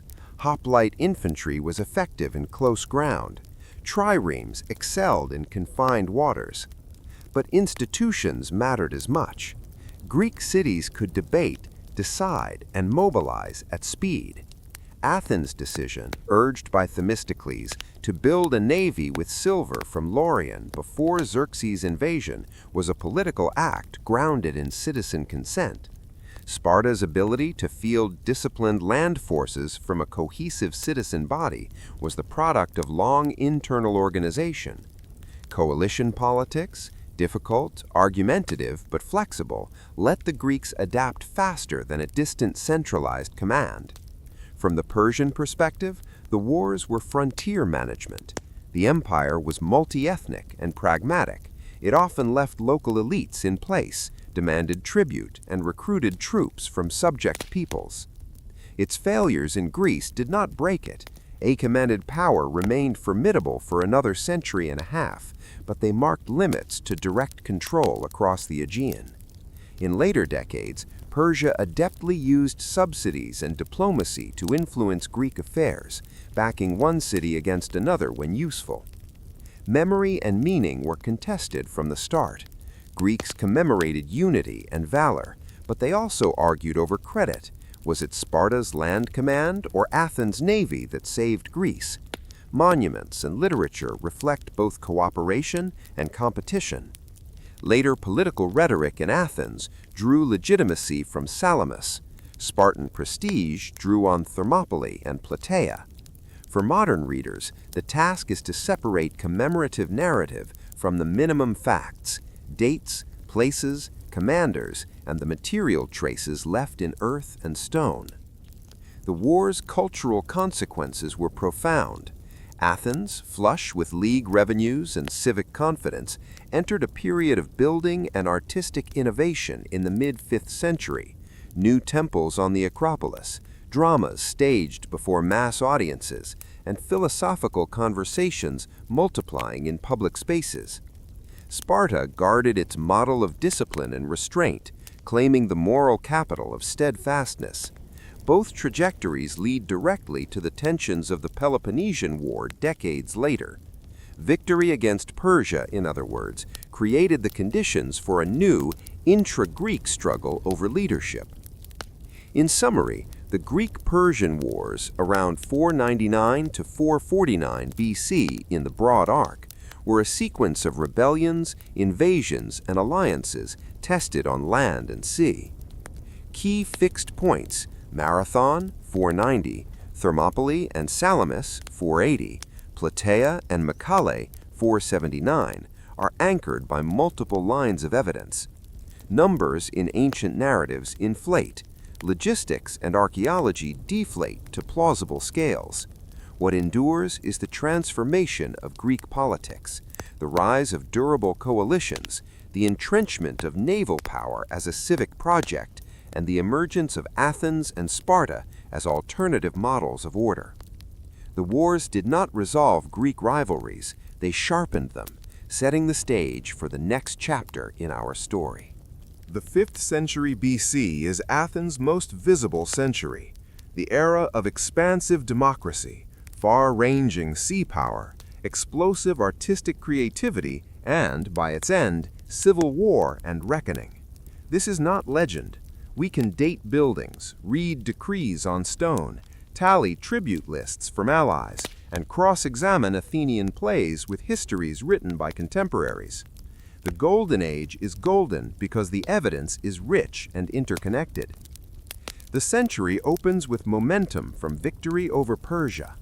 In the 470s to 460s, many Greek cities organized naval operations through the Delian League, an alliance nominally aimed at keeping Persia at bay. Assessments paid by member cities were recorded, first stored on the sacred island of Delos, then, after the mid-5th century, increasingly under Athenian control. Campaigns such as the victory at the Eurymedon River, often placed circa 469 to 466 BC, expanded Athenian prestige at sea, and garrisons and kleroukes, Athenian landholdings abroad, spread the city's reach. Over time, tribute and enforcement turned alliance into empire. At home, Athenian institutions deepened. After the earlier reforms that created tribes, demes, and the Council of 500, a crucial shift came in 462/461 BC, when reforms associated with Ephialtes curtailed the political oversight of the aristocratic Areopagus Council. More authority flowed to the People's Assembly and to large popular juries drawn by lot. The machinery of mass participation, magistracies with short terms, rotation, sortition, public scrutiny, euthanae, and audit became daily realities, visible in the stones and devices like the kleroterion used to allot citizens fairly. Pericles' long prominence, he served repeatedly as strategos or elected general, especially 443 to 429 BC, gave the city a steady political voice without abolishing debate. Under his influence, jury pay and later stipends for some public service made participation possible for poorer citizens. A citizenship law in 451/450 BC restricted citizen status to those with 2 citizen parents, tightening civic boundaries. In these years, ostracism was still available to diffuse faction. Cimon, the leading conservative, had already been ostracized in 461, but the city increasingly resolved conflict within broadened institutions rather than by expulsion. The physical city changed with breathtaking speed. Revenue, tribute from allies, and silver from the Laurian mines of southern Attica funded monumental works that still define Athens' skyline. The Parthenon, begun in 447 and largely finished by 432 BC, crowned the Acropolis as a temple to Athena Parthenos. The Propylaea, the Grand Gateway, rose 437 to 432. Later in the century, during the Peloponnesian War, the Erechtheion, 421 to 406 BC, completed a complex sacred precinct. Sculptors and architects, among them Phidias, associated with the Parthenon's program, and the teams of Iktinos and Callicrates, set standards of proportion and narrative relief that became classical models. The long walls, fortifications linking urban Athens to its port at the Piraeus, reconfigured strategy. By the 450s, the system of walls allowed Athens to withstand sieges by leveraging the sea. Grain, timber, and tribute could flow, even if farmland was ravaged. The Piraeus itself, planned earlier under Themistocles, became a modern military harbor with arsenals and ship sheds for triremes. Sea power was not an ornament, it was the backbone of Athenian security, finance, and identity. Theater flourished as a public institution, funded in part by civic and elite sponsorship, and staged at the Theater of Dionysus below the Acropolis. Aeschylus's Orestia trilogy premiered in 458 BC, fusing myth with questions of justice and the city's courts. Sophocles' plays, Antigone, often dated c. 441, and Oedipus Tyrannus, late 430s, wrestled with law, fate, and leadership. Euripides' Medea, 431, and later tragedies challenged audiences with psychologically complex and critical treatments of tradition. Comedy, too, joined the civic conversation. Aristophanes' Aristarnians, 425, Knights, 424, Clouds, 423, and Lysistrata, 411, turned debate and satire into a mirror of policy and folly. History and inquiry matured in the same climate. Herodotus, writing mid-century, crafted a vast narrative about the Greco-Persian conflicts and the cultures involved, blending inquiry, historiae, with travelers' reports and speeches.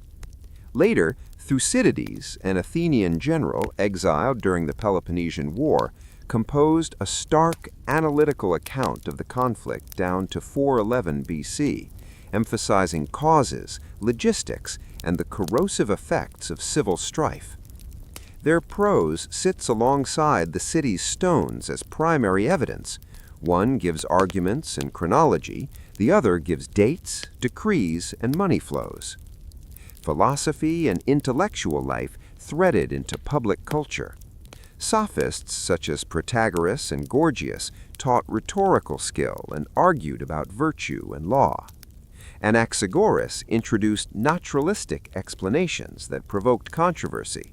Later in the century, Socrates walked the city, testing assumptions through dialogue rather than doctrine.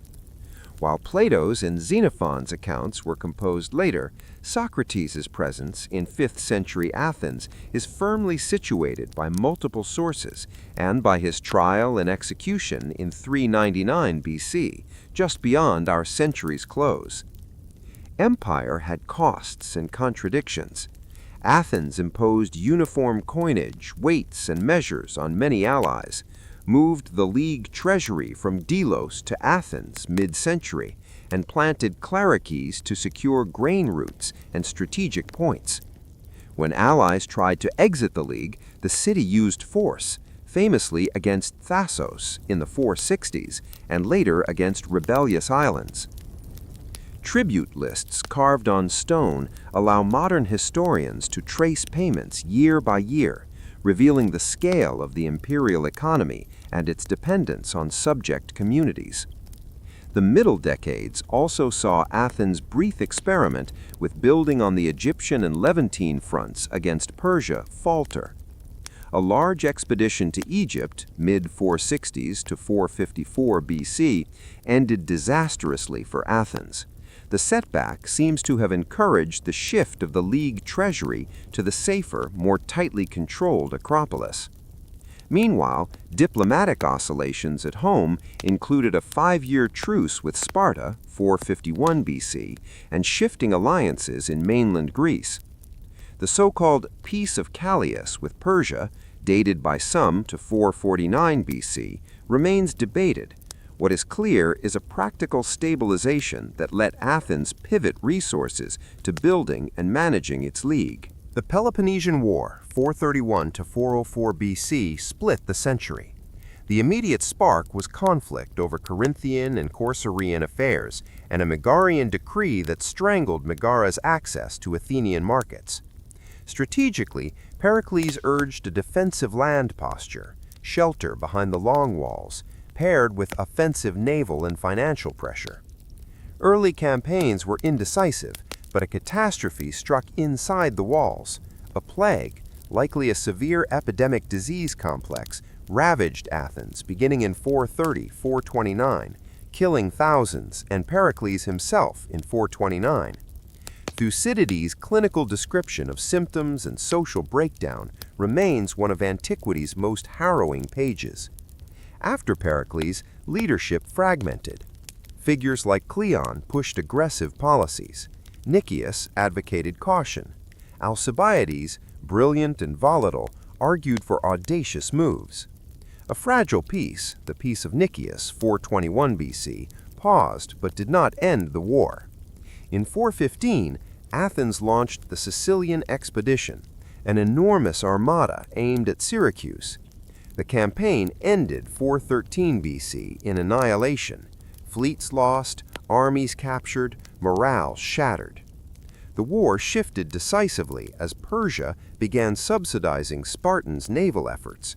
By the final phase, Spartan navarch Lysander exploited Persian funds to build fleets and to undercut Athenian maritime lifelines.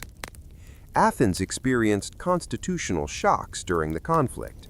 In 411 BC, a short-lived oligarchic regime, the 400, seized power.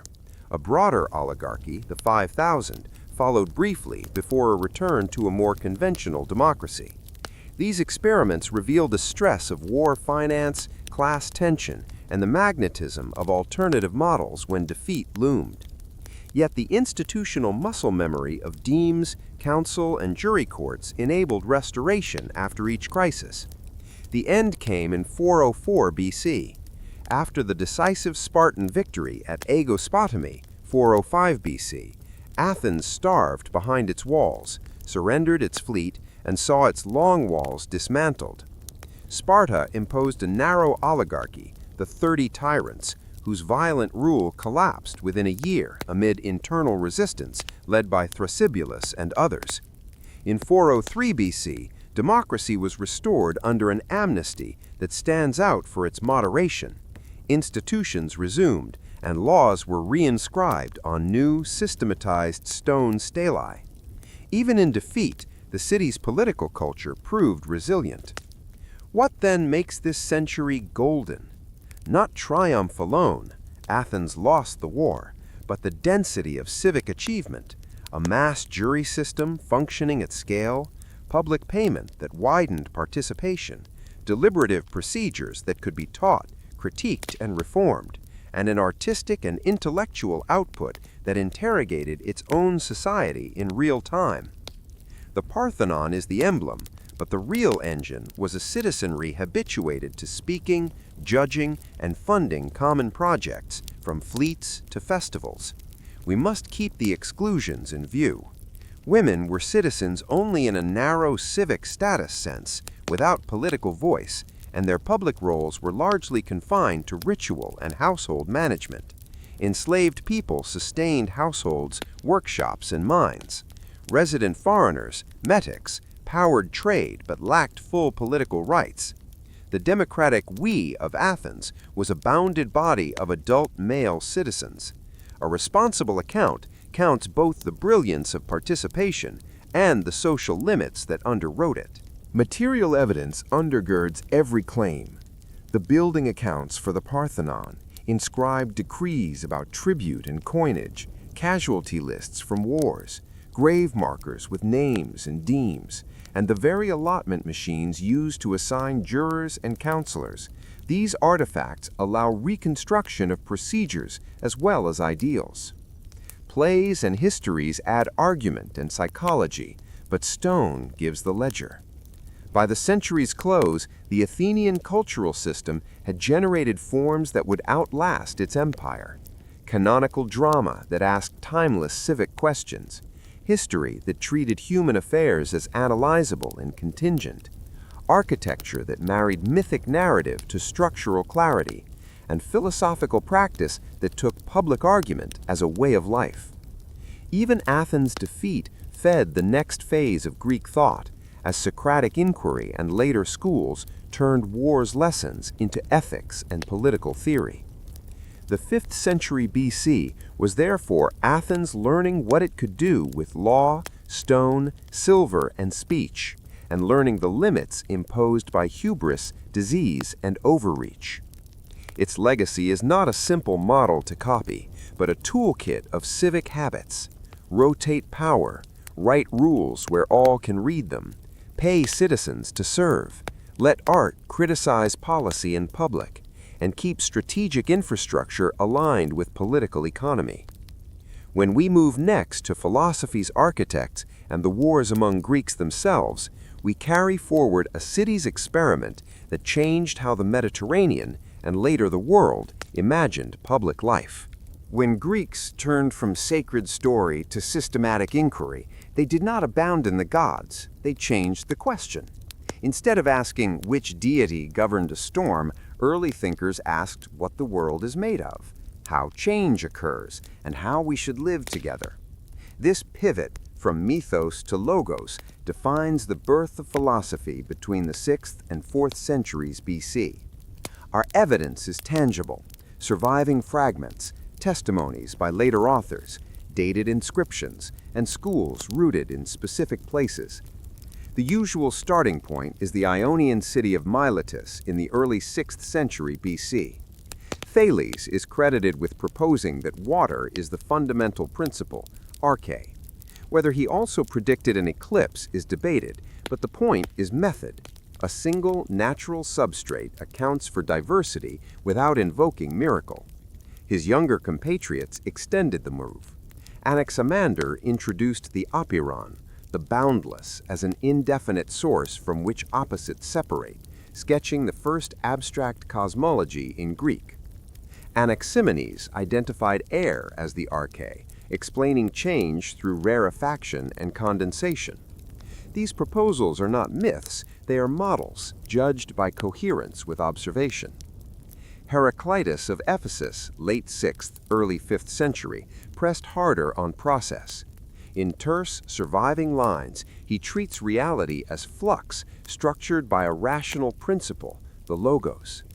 Fire becomes a symbol of ceaseless transformation. You cannot step into the same river twice because different waters are always flowing. Yet change is not chaos, it is the tension of opposites, like the bowstring that generates order. Heraclitus thus pairs movement with measure. Parmenides of Elea, early 5th century, challenged that entire picture. In a philosophical poem, he distinguishes two paths, the way of what is, being, and the way of what is not. Genuine thought, he argues, cannot think non-being. Therefore, becoming, change, and plurality are illusions of mortal opinion. Reality, properly conceived, is one, ungenerated and unchanging. However austere, this argument forced later thinkers to reconcile the world of experience with the demands of logic.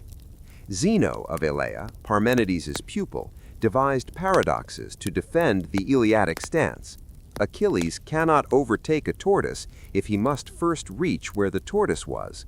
An arrow in flight is motionless at each instant. These puzzles exposed problems in treating space and time as infinitely divisible and pushed Greek mathematics toward more rigorous treatment of continuity, an influence traceable later in geometry. Several thinkers proposed compromise frameworks. Empedocles of Acragas, mid-5th century, posited 4 roots, earth, air, fire, water, that neither come to be nor perish. Change is mixing and separating under 2 opposing forces, love and strife. The world cycles as these powers alternately dominate. This preserves Parmenidean permanence at the level of elements, while explaining Heraclitean change in mixtures. Anaxagoras of Clazomenae, active in Athens in the mid-5th century, argued that all things were together until mind, or nous, a distinct and finest entity, initiated a cosmic rotation that separated like from like. In every observable thing there are seeds of all qualities, with predominance explaining visible character. He also offered naturalistic accounts of meteors and eclipses. His prosecution for impiety in Athens, linked to these explanations and political rivalries, illustrates the tension between new inquiry and civic tradition. Atomists from Abdera, Leucippus, if historical, and Democritus, late 5th century, pushed a radical, durable solution. Everything consists of indivisible atoms moving in the void. Atoms differ in shape and arrangement. Complex bodies are just configurations. Generation and destruction reduce to aggregation and separation. Qualities arise from atomic structures and are sense organs. This framework separates appearance from reality with a clarity that will echo in later science. If the natural philosophers asked what the world is, the sophists asked how humans should live in it. Protagoras, Gorgias, and others taught rhetoric, arguing that civic success depends on persuasive speech. Protagoras' famous line, "Man is the measure," explores the relativity of judgment. Gorgias' paradoxical treatise questions the possibility of communication about being. Critics accused sophists of selling skill over truth, yet their presence in democratic Athens reflects a real need. Citizens had to argue cases, propose laws, and make choices in public. Socrates, circa 469 to 399 BC, stands at the crossroads of these debates. He wrote nothing. We know him through contemporaries and pupils. His method, the elenchus, tested definitions through relentless questioning in the agora and workshops. What is courage, justice, piety? He sought stable accounts that survived counterexample, exposing contradictions without offering a doctrine. His ethical focus was radical, the care of the soul via examined life, arguing it is better to suffer wrong than to commit it. His trial in 399 BC, on charges including impiety and corrupting the young, ended in execution by hemlock, an event anchored by court speeches and later recollections. Plato, circa 427 to 347 BC, Socrates' pupil, transformed dialogic ethics into a comprehensive philosophy. In dialogues spanning decades, he explored metaphysics, epistemology, ethics, and politics. The theory of forms posits that stable, intelligible realities, justice itself, equality itself, ground knowledge. Sensible things participate imperfectly in these forms. In the Republic, Plato models a just city ruled by philosopher guardians who ascend from opinion to knowledge via dialectic, the ascent dramatized in the allegory of the cave, where prisoners mistake shadows for reality until turned toward the sun, the form of the good. He founded the Academy around 387 BC, an institution where mathematics and dialectic trained minds for first principles. Aristotle, 384 to 322 BC, educated at the Academy but charting his own course, pursued an encyclopedic program grounded in observation and classification. He established the Lyceum in 335 BC, organizing research across biology, politics, ethics, logic, and physics. His logical treatises codified term logic and the syllogism. His four-cause analysis, material, formal, efficient, and final, systematized explanation. In biology, he described marine creatures and reproductive processes with care.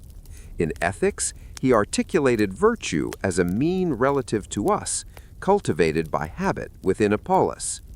In politics, he analyzed constitutions comparatively, valuing mixed forms and civic education. In metaphysics, he argued that substances are composites of form and matter, with change explained by potentiality and actuality. His unmoved mover anchors cosmic motion as a final cause. Across these thinkers, a shared intellectual toolkit emerges. First, reasoned argument becomes the arbiter. Claims are examined for consistency and explanatory power. Second, definitions matter. What we mean by being, cause, virtue, or justice shapes conclusions. Third, evidence counts, whether astronomical observation, anatomical dissection of fish, or scrutiny of political institutions. Philosophers test claims against the world. Fourth, writing and schools stabilize debate. Academy and lyceum turn inquiry into curricula that survive their founders. The chronological arc is clear. From circa 600 to 450 BC, natural philosophy and metaphysics dominate in Ionia, southern Italy, and Sicily. From circa 450 to 400 BC, Athens becomes the center of ethical and rhetorical contestation, Socrates and the sophists amid democratic politics. From circa 387 onward, Plato institutionalizes speculative metaphysics and political philosophy. From 335 to 322 BC, Aristotle systematizes logic, science, and ethics in a research program whose texts we can date and, in many cases, match to ancient library lists. The social settings of philosophy matter. Ionian ports tied thinkers to Near Eastern mathematics and astronomy. Sicilian tyrannies and Italian colonies created courts where argument had currency. Democratic Athens made speech a civic skill and a problem, attracting teachers and critics. Patronage in politics shaped careers. Anaxagoras' trial, Plato's uneasy encounters with Syracuse, Aristotle's Macedonian connections and later exile from Athens in 323 BC amid anti-Macedonian sentiment. Philosophy did not float above the city, it argued within it. Not all of this is preserved evenly. Much pre-Platonic work survives only in fragments quoted by later authors. Reconstructing doctrines requires care, distinguishing what a thinker likely wrote from what later schools attributed. By contrast, large bodies of Plato and Aristotle are intact, allowing close dating, stylistic analysis, and internal cross-references. This asymmetry influences what we emphasize, but the broad trajectory toward abstract principles tested by argument is secure. Ethics and politics, the practical face of philosophy, became disciplines in their own right. Socrates insisted that knowledge and virtue are intertwined. Plato tied justice in the soul to justice in the city. Aristotle located flourishing, eudaimonia, in rational activity in accordance with virtue, lived in well-ordered communities. These frameworks will be contested by later Hellenistic schools, but the ground is laid here, a life examined by reasons, not inherited stories alone. Why call this the birth of reason? Not because earlier cultures lacked rationality. Egyptian and Mesopotamian sciences are real and ancient, but because in Greece, argument itself becomes the subject. Logos is not only a tool, it is a topic. Philosophers debate how arguments work, how language maps reality, and how definitions constrain thought. That reflexivity, the critique of method, marks a watershed whose impact runs through Roman philosophy, medieval scholarship, and early modern science. As this part closes, two institutional milestones fix the endpoint. Plato's Academy continuing after his death in 347 BC under successors like Speusippus and Xenocrates, and Aristotle's Lyceum operating as a collaborative research center from 335 to 322 BC. With Aristotle's death in 322 BC, a generational chapter ends. The next chapter will trace how philosophy migrates and mutates in a wider Hellenistic world into Stoa, garden, and medical schools, carrying forward the conviction that questions about nature, knowledge, and the good life can be answered by reasoned inquiry anchored in evidence.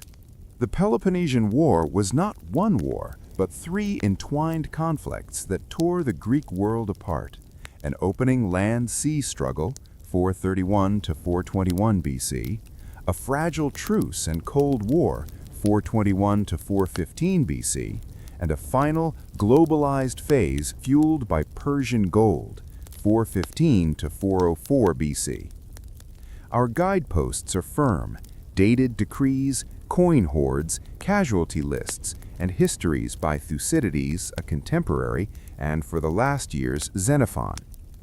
This was a civil war among Greeks, fought for security, prestige, and survival. Causes accumulated in the 430s.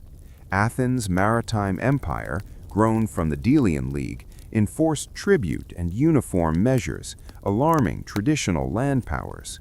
Corinth, resentful of Athenian interference in Corcyra, Kerkyra, and Potidaea, pressed Sparta to act. Megara's exclusion from Athenian markets by a decree strangled its commerce and became a casus belli. Sparta, bound to allies in the Peloponnesian League, judged that Athens was breaking the balance. When diplomacy failed, war began in 431 BC. Strategy diverged from the outset. Sparta planned annual invasions of Attica under King Archidamus II, devastating farmland to draw Athens into a decisive hoplite battle. Athens, following Pericles, refused pitched land combat, sheltering behind the long walls that linked city to port and mobilizing its superior fleet to raid Peloponnesian coasts and protect allies. The city's security depended on open sea lanes and steady grain imports through Piraeus. It was a rational plan until disease struck. In 430 BC, amid overcrowding behind the walls, a violent epidemic swept through Athens and returned in 429 and 427. Thucydides, himself a survivor, described fever, sores, and social breakdown. Modern hypotheses range across infectious diseases, but the ancient evidence diagnoses only the scale: thousands dead, including Pericles in 429. The plague shook confidence in leadership, law, and piety, and the city lurched from Periclean restraint toward sharper factional debate. Despite setbacks, Athens exploited openings. In 427, Mytilene on Lesbos revolted. The Athenian assembly first voted mass execution, then, after an overnight second debate, revised the decree, sparing most and executing the revolt's leaders. The Mytilenean debate, preserved by Thucydides, shows democratic decision-making under pressure. Arguments over deterrence, justice, and interest played out before thousands of citizens. The war's tides shifted in the west. In 425, storms and chance put Athenian commander Demosthenes ashore at Pylos, Messenia, fortifying a base behind Spartan lines. When Spartan troops became stranded on nearby Sphacteria, Athenian marines and archers forced a surrender of Spartan hoplites, an almost unthinkable humiliation. Athens used the captives to deter further invasions of Attica and negotiated from strength. Sparta adapted.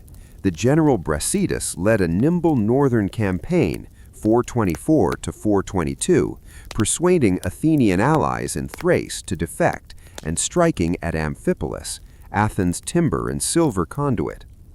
Thucydides failed to save the city and was exiled, giving him time to write. In 422 at Amphipolis, Cleon, an Ephesian hawk, and Brasidas both fell in battle, removing the loudest advocates of continued escalation on each side and clearing space for negotiation. The Peace of Nicias in 421 BC aimed at 50 years of truce. In practice, it staggered for 6. Some prisoners were returned. Certain sites were to be exchanged, but key allies, Corinth, Boeotians, Megara, refused to sign, and the map of garrisons and grudges remained tangled. Athens and Sparta formed shifting partnerships, Athens with Argos at one point, while local wars and standoffs kept tempers hot. The treaty froze a front. It did not settle a system. The war's moral weather darkened. In 416 BC, Athens besieged neutral Melos, demanding submission and tribute. The Melian dialogue, an Athenian-Melian exchange staged by Thucydides, distills a realist logic. The strong do what they can, and the weak suffer what they must. When Melos refused, Athens killed the adult men and enslaved women and children. The atrocity, recorded even by Athenian sources, warned that empire had drifted far from the liberator's pose of 480 BC. Then came the Sicilian gamble.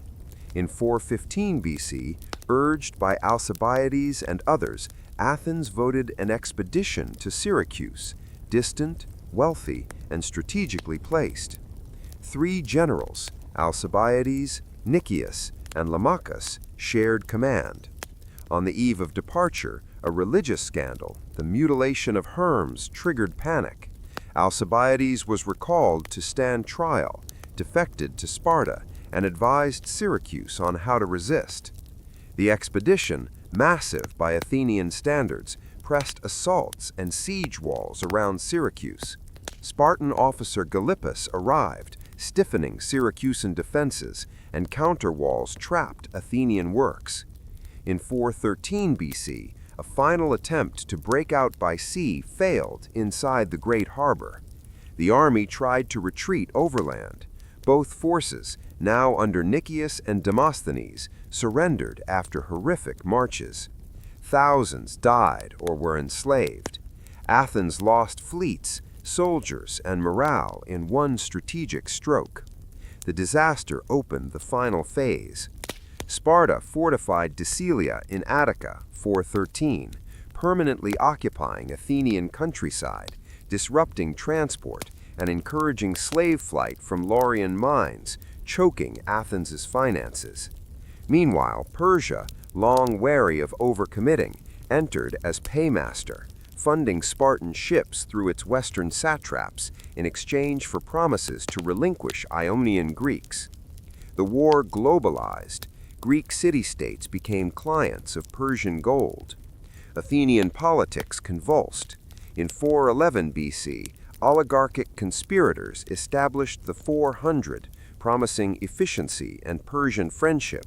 They fell within months. A broader body of 5,000 replaced them briefly.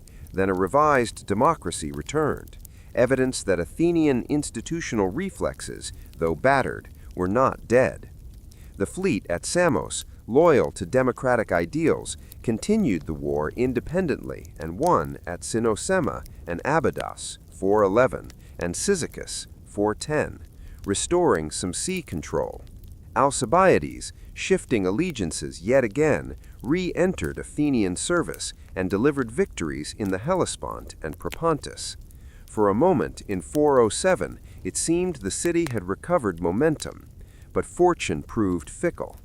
After Alcibiades' removal, the Athenian victory at Arginusae, 406, was marred by a storm that prevented rescue of shipwrecked sailors.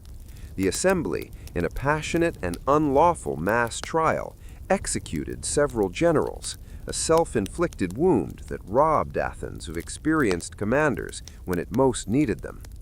Sparta's final blow came under Lysander, a skilled admiral and politician.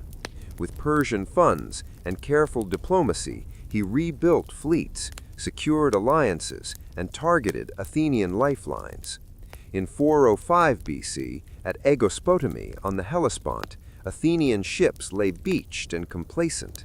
Lysander attacked suddenly, capturing or destroying almost the entire fleet.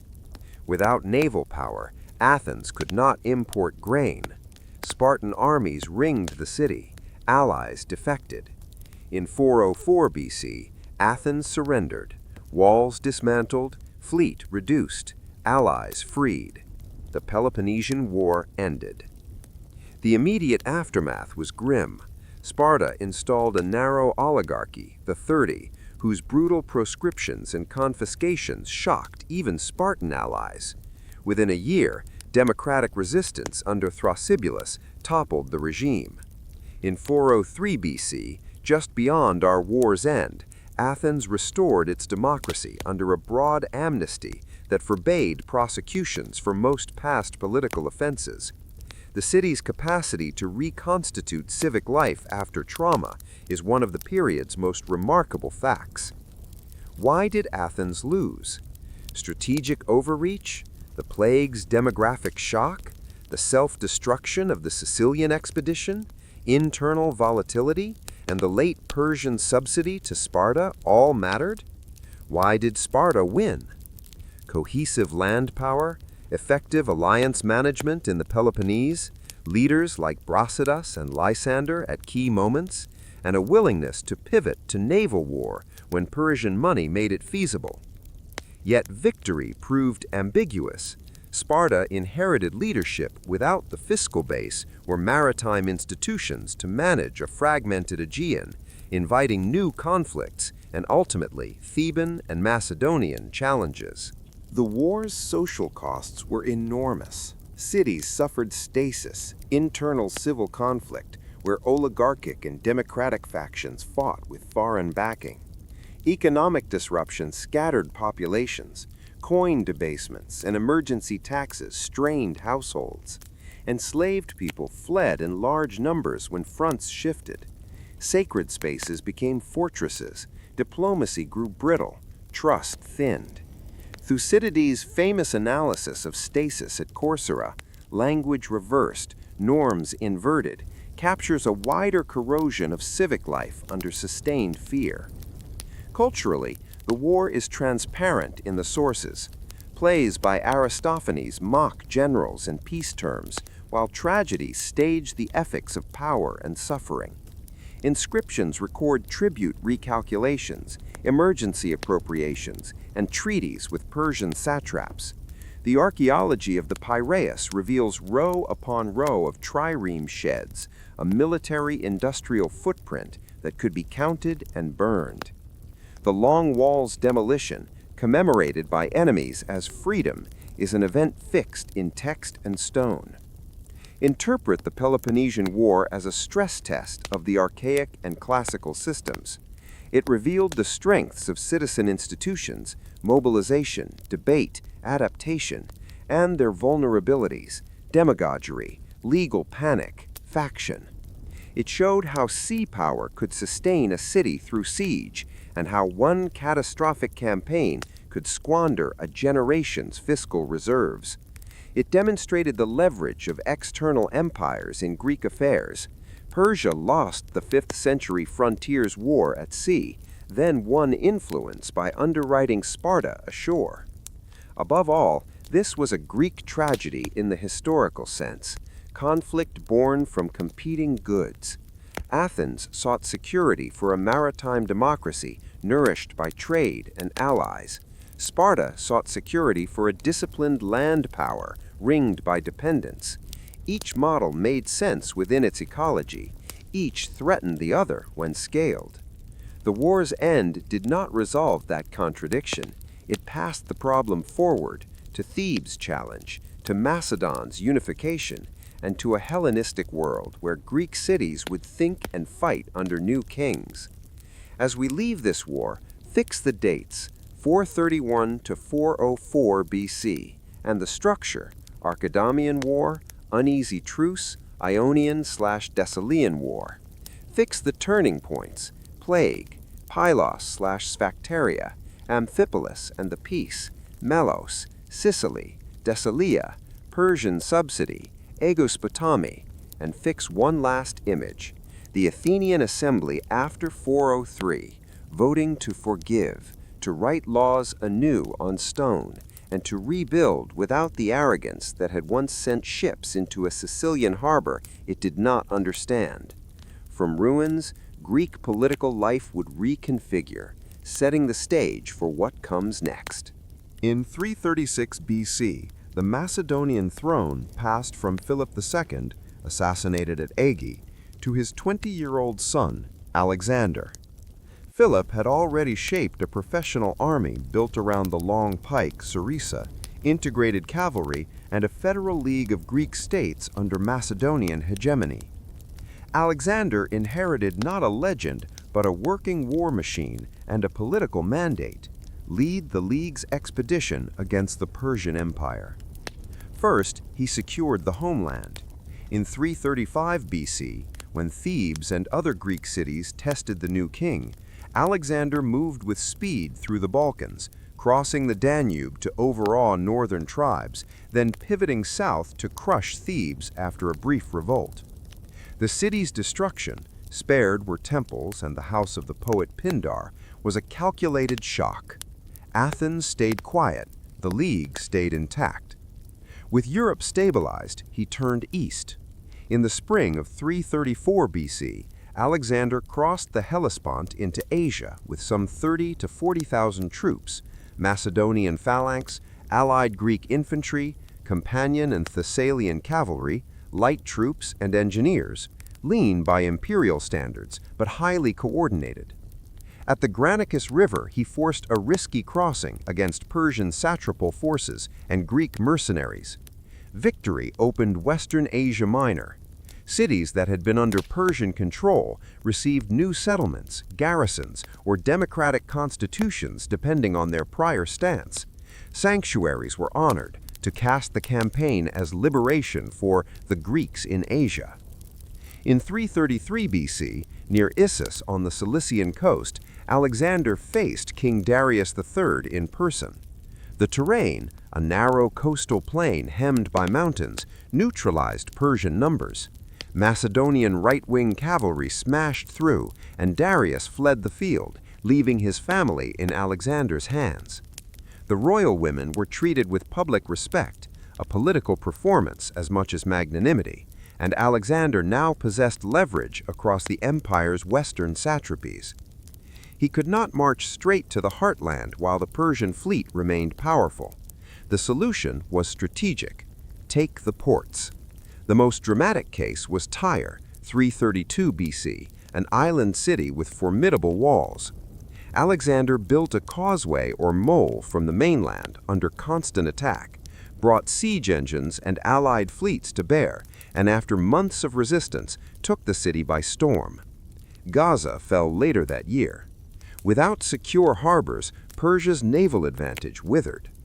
In the same year, Alexander entered Egypt without major resistance. At Memphis, he was acclaimed. At the Nile's mouth, he founded Alexandria, 332-331 BC, on a gridded plan with a deep harbor, one of many Alexandrias, but the most consequential for later scholarship and trade. He visited the Oracle of Ammon at Siwa Oasis.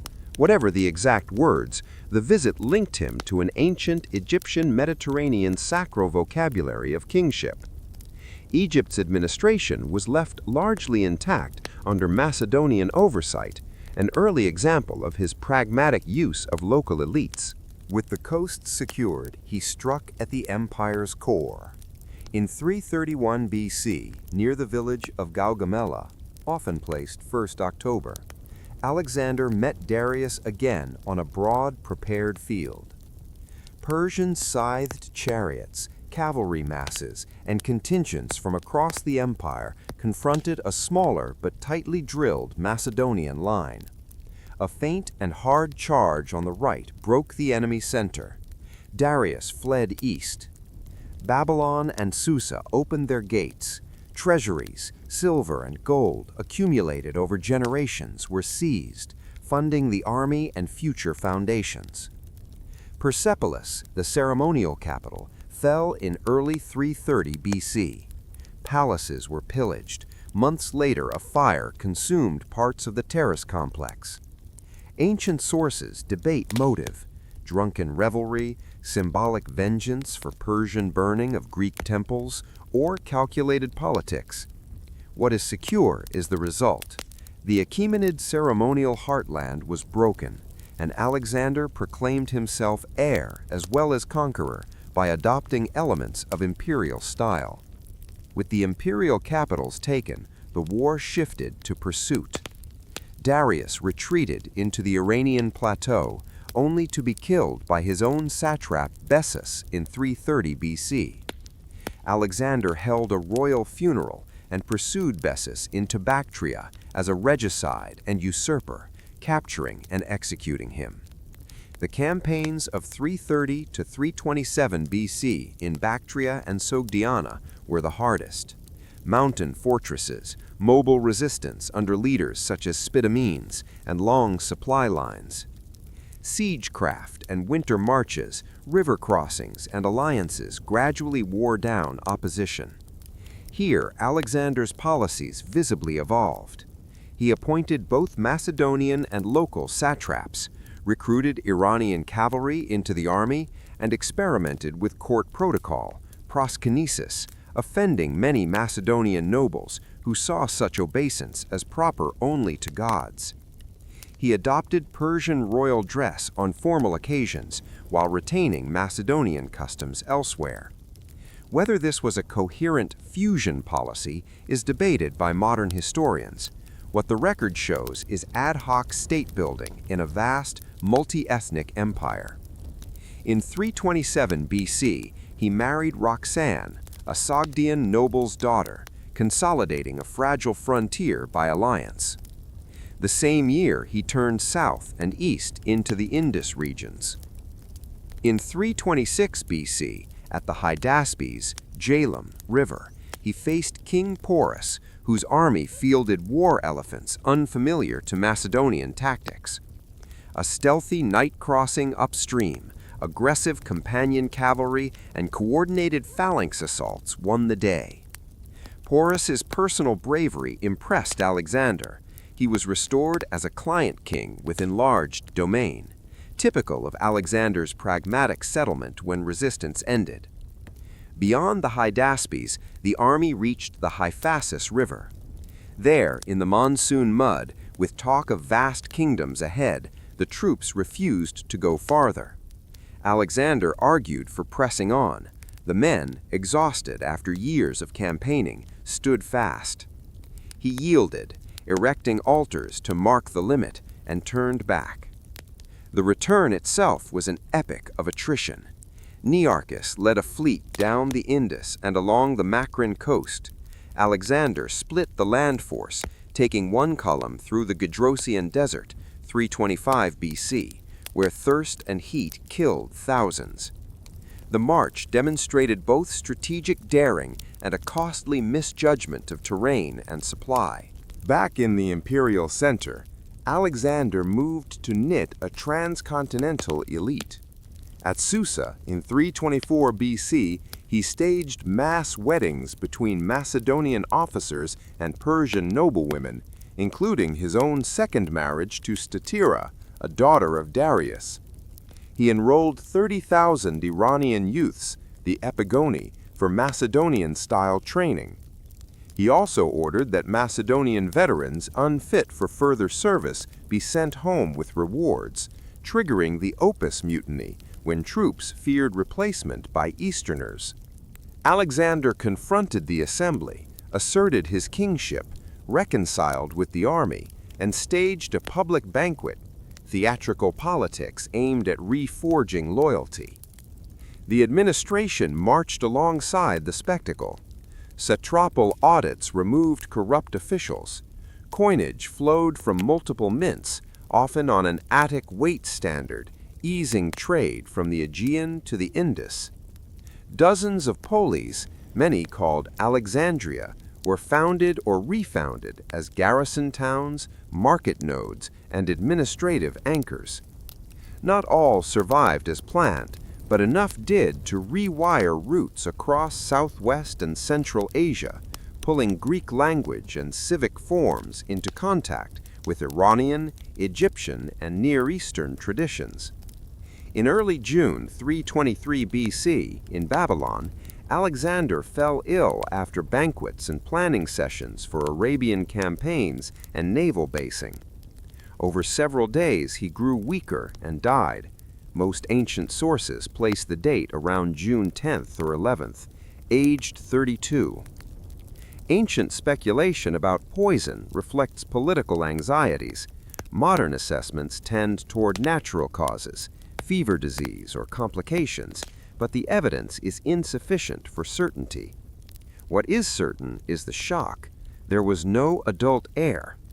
His half-brother Aristides, Philip III, and infant son Alexander IV became figureheads while generals jostled for real power. The immediate settlement unraveled into the wars of the successors. Perdiccas, Ptolemy, Seleucus, Antigonus, Lysimachus, and others carved spheres from the carcass of empire. Alexander's body, embalmed, was hijacked to Egypt by Ptolemy and ultimately housed in Alexandria, a relic around which new legitimacy could cluster. By the early 3rd century BC, a new map stabilized. Ptolemies in Egypt, Seleucids from Syria to Mesopotamia and Iran, Antigonids in Macedon, kingdoms that maintained Greek civic culture in royal frameworks, the Hellenistic world. How should we evaluate Alexander's achievement? Militarily, he destroyed the Achaemenid monarchy with a relatively small, flexible force, exploiting speed, terrain, and combined arms, phalanx pinning, cavalry breakthrough, engineers, and siegecraft. Politically, he improvised a trans-regional administration, blending Macedonian command with Persian satrapal structures and local elites. Culturally, he catalyzed exchanges. Greek became a lingua franca from Egypt to Bactria. Cities seeded libraries, schools, and markets. Artisans, doctors, and scholars moved along safer roads. We must also register costs. Campaigns devastated resistant cities. Tyre and Thebes suffered exemplary brutality. Forced marches through Gedrosia killed thousands of his own. Court tensions, real or perceived favoritism toward barbaroi, purges of satraps, the execution of trusted officers like Parmenian's son Philotas and later Parmenian himself, reveal the dangers of concentrated power on campaign. The fusion he sought was uneven. Many Macedonians resented it. Many subjects accommodated it pragmatically. Our sources are fuller than for most ancient figures, but still late and partisan. Arrian, writing under Rome, leaned on the best earlier accounts. Plutarch probed character and anecdote. Diodorus and Curtius Rufus conveyed drama and moral lessons. Babylonian diaries and astronomical tablets quietly anchor some dates and movements. Reading across them yields a sturdy spine of events, battles, marches, decrees, while reminding us that motives and speeches are reconstructed artfully. The durable legacy of 336 to 323 BC is not just an empire that fragmented, but a geographic and intellectual realignment. Trade corridors linked the Mediterranean and Near East more tightly. Greek civic forms adapted to monarchic frameworks. Philosophy and science found royal patrons in new capitals, Alexandria, Antioch, Pergamon. When we next follow the Hellenistic era after 323 BC, we will see how Alexander's short, violent decade created the stage on which later scholars, engineers, merchants, and rulers performed for centuries. Alexander's death in 323 BC did not end an empire, it detonated one. With no adult heir, his marshals, the Diadochi, competed to rule in his name, then in their own. Over decades of shifting coalitions, the Macedonian world sorted into durable kingdoms, the Antigonids in Macedon, the Seleucids from Syria across Mesopotamia and Iran, the Ptolemies in Egypt, and the Attalids in Pergamum. Greek civic culture survived, but under monarchies that spoke the language of kings and the logic of bureaucracy. The first generation after 323 BC was war-scarred. Perdiccas's regency collapsed. Ptolemy seized Egypt and Alexander's body. Seleucus eventually secured Babylon, and then much more. Antigonus Monophthalmus and his son Demetrius dominated for a time, until the coalition battle of Ipsus in 301 BC broke their bid for a single crown. By 281 BC, after Coripedion, the old guard was gone and the map steadied. Ptolemaic Egypt in the Nile Valley, with Cyprus and coastal holdings. The Seleucid Empire sprawling but thinly stretched. Antigonid Macedon anchoring the old homeland, and north of the Aegean, smaller states calculating their alignments carefully. These kingdoms were not copies of Philip and Alexander's camp states. They grew institutions, royal chancelleries, satrapal administrations, tax regimes, standing garrisons, and networks of new foundations, often called Alexandrias or renamed older towns, that served as depots and courts. Greek, koine, became the common language of law, trade, and science from Egypt to Bactria. City-states endured as municipal units, issuing decrees, honoring benefactors, managing festivals, but grand strategy belonged to kings and their councils. Egypt under the Ptolemies was the most administratively compact. Ptolemy I and II fused pharaonic practice with Macedonian monarchy. Temples stayed central to local life, priestly elites were courted, and an intricate record-keeping system tracked land, crops, and labor. Alexandria, founded by Alexander, developed by his successors, grew into a metropolis with the Pharos Lighthouse, completed in the 3rd century BC, a busy two-harbor complex, and the Mycenaeans and library. There, scholars working under royal patronage collated texts, edited Homer, and advanced mathematics, astronomy, and medicine. That scholarly world is datable and concrete. Euclid taught geometry in Alexandria around 300 BC, distilling results into the Elements, the most successful mathematics textbook in history. Eratosthenes, librarian in the 3rd century BC, measured Earth's circumference using shadows at Syene and Alexandria and came remarkably close. Aristarchus proposed a heliocentric model, Sun at the center, Earth in orbit, centuries before it found traction. In anatomy, Herophilus and Erostratus, working in Ptolemaic Alexandria, produced observations on the nervous system and circulatory systems. Their methods were controversial but influential. Science in this period was not a mythic golden age. It was labor, cataloging, measuring, arguing under royal roofs. The Seleucid Empire started vast and stayed vulnerable. Seleucus I gained control from Syria through Mesopotamia and into Iran and parts of Central Asia, founding cities, Seleucia on the Tigris, Antioch on the Orontes, to anchor rule. But distance punished coherence. Eastern satrapies required constant riding. Frontiers with nomadic peoples shifted. Rival Hellenistic kings pressed in from west and south. By the 3rd, 2nd centuries BC, the Seleucid map frayed. Greco-Bactrian elites in the far northeast went their own way. Parthians, an Iranian power, rose on the steppe rim, and in the Levant, local revolts, including the Maccabean uprising in the 160s, battered royal authority. Pergamum, by contrast, climbed through prudence. The Attalid dynasty, starting with Philetaerus' control of a fortress treasury and later Attalus I's royal title, built a compact, wealthy state in western Anatolia. Pergamum's Acropolis, with its libraries and the great altar adorned in high drama relief, embodies a Hellenistic aesthetic: dynamic bodies, intense emotion, public myth deployed as royal propaganda. Attalid diplomacy leaned toward Rome as a counterweight to Macedon and Seleucid ambitions, a calculation that would pay off. East of Iran, the Greco-Bactrian kingdom appeared by the mid-3rd century BC, a product of distance and local initiative.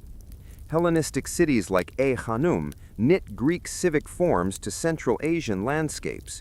Coin portraits and bilingual inscriptions show cultural blend. From this zone sprang Indo-Greek rulers who crossed into northwestern India in the 2nd century BC. Menander I, Milinda, a notable Indo-Greek king, reigned in the mid-160s to 130s. Later texts record dialogues on ethics between Milinda and a Buddhist sage, evidence of cross-cultural philosophical exchange, even if literary layers are complex. Greek philosophy itself adapted to new conditions. In the early 3rd century, Zeno of Citium taught under painted colonnades, Stoa Poikile in Athens, giving Stoicism its name and orientation, virtue as the only good, life according to reason and nature, and a cosmos governed by providential law. Epicurus founded his garden, 307 BC, welcoming students into a community that prized friendship, modest pleasure, and the absence of fear. The gods exist, he argued, but do not intervene. Skeptical traditions, Pyrrhonian and later the New Academy, argued for suspension of judgment and living by appearances when certainty fails. These schools spread across the Hellenistic world, advising courtiers and commoners on how to keep equanimity in kingdoms prone to sudden change. Art and literature shifted register. The compact tragedies of the 5th century BC gave way to new comedy, Menander's world of households, urban love, and social types, later remade by Roman playwrights. Sculpture embraced realism and extremes, old fisherwomen, children with animals, and Baroque battle friezes that made viewers feel motion and strain. Patronage moved from city councils to kings. Libraries competed for prestige copies. Scholars produced massive commentaries and lexica to manage the flood of texts. Trade corridors thickened. Royal road systems tied river valleys to ports. Fortified caravan stations dotted desert margins. Rhodes, a naval and commercial power, policed sea lanes and minted trusted coinage. After an earthquake destroyed the Colossus, early 3rd century, the island's harbor remained vital. Delos, declared a free port in the 2nd century BC, became a major node for goods and a grim market for enslaved people, an index of wealth and violence braided together in Hellenistic exchange. Religion, too, evolved. Ruler cults presented kings as saviors and benefactors. Cities voted honors, altars, and festivals for monarchs who delivered grain or protection. Syncretic deities like Serapis in Ptolemaic Egypt fused Greek and Egyptian elements, creating shared ritual languages for mixed populations. Diasporas, especially Jewish communities, flourished in cities like Alexandria. The translation of Hebrew scriptures into Greek, the Septuagint in the 3rd to 2nd centuries BC, anchored a durable textual bridge between cultures. Power politics did not pause.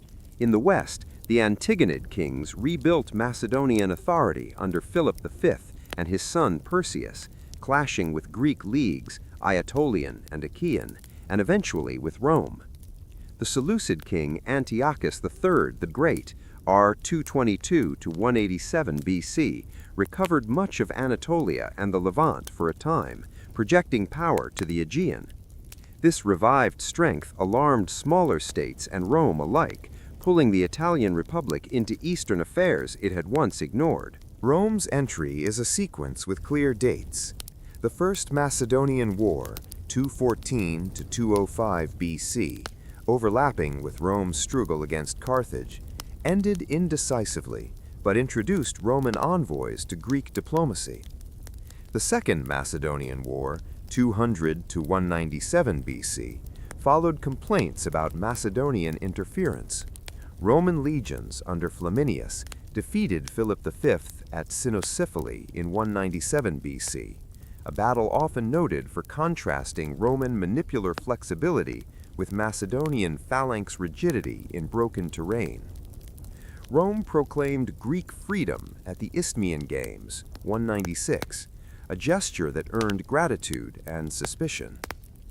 Antiochus III then tested the proclamation. Entangled with the Aetolians and intrigued by Greek invitations, he crossed into Greece. Rome pursued him into Asia. At Magnesia in 190 BC, Roman forces and allies defeated the Seleucid army decisively. The Treaty of Apamea, 188, stripped the Seleucids of Anatolian holdings and imposed heavy indemnities, shifting the balance toward smaller states like Pergamon and Rhodes, and toward Rome as arbiter. Macedon's monarchy did not survive the next round. Perseus's attempts to recalibrate power triggered the Third Macedonian War, 171 to 168 BC. At Pydna in 168 BC, a decisive Roman victory broke the Antigonid state. Macedon was divided, its king paraded in a Roman triumph. The blow had regional shockwaves. Greek leagues, already split between pragmatism and pride, faced a referee who could not be resisted in open battle.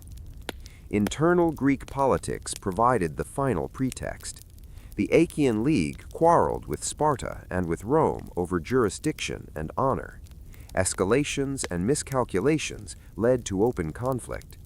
In 146 BC, Roman commander Lucius Mummius defeated the Achaean forces and sacked Corinth. The same year, Rome razed Carthage, marking in two theaters a new imperial profile. Macedon became a Roman province, earlier steps formalized after 148 BC. Greece south of it entered a tighter Roman orbit, with local autonomy constrained by Roman governors and directives. The traditional end date for our period, 146 BC, marks not the end of Greek culture, but the end of independent Greek power. The Seleucid realm staggered on, trimmed by Parthian advances. Ptolemaic Egypt persisted, increasingly unstable until the 1st century BC. But by 146, the pattern was plain. Rome arbitrated Greek disputes, taxed the outcomes, and garrisoned where needed. Greek cities adapted, as they long had, to new patrons and constraints. Civic decrees honored Roman magistrates. Philosophers taught Roman elites. Physicians and engineers moved west with skills honed in Hellenistic courts. What should we count as the Hellenistic achievement within 323 to 146 BC? First, a stitched geography, roads, ports, and cities that moved people, ideas, and goods across 3 continents. Second, a shared language, Koine Greek, that made scholarship, law, and commerce mutually intelligible from Alexandria to Antioch to Pergamon. Third, intellectual capital, systematic libraries, edited texts, and scientific programs that measured the world and modeled the heavens. Fourth, resilient pluralism, communities that held together under mixed laws, mixed pantheons, and mixed elites. And the costs? War as a policy instrument among monarchs, conscription and siege as recurring facts of life, enslavement scaled up through Delos and other markets, local autonomy diminished under distant kings and later under Rome. The Maccabean Revolt, 167 to 160s BC, against Seleucid religious and political intrusions, illustrates how badly imperial overreach could misread provincial limits, and how vigorously local identities pushed back. Evidence for all this is abundant and layered. Inscriptions in Greek and local languages record treaties, tax breaks, temple endowments, and civic honors. Coins map power shifts and royal propaganda. Portraits, symbols, and weight standards moving with armies and alliances.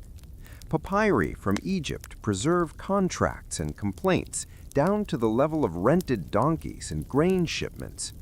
Literary sources, Polybius, an Achaean statesman turned historian, later Diodorus, and biographies and treatises from multiple schools interlock with archaeology to fix dates and test claims. The through line to our finale is clear. The Hellenistic era internationalized Greek life, its language, science, philosophy, and art, while dissolving the political independence of the old polis. When Rome arrived, it found cities already fluent in federal leagues, royal courts, and documentary governance. Conquest in 168 and 146 BC did not erase Greece, it repositioned it. Greek teachers, texts, and techniques would become Rome's prestige imports, and Greek cities would pivot from sovereign actors to cultural capitals inside a larger imperial frame. As we close this part, hold two images together. A scholar in Alexandria drawing a chord across a circle to prove a theorem, and a Roman general standing amid the ashes of Corinth.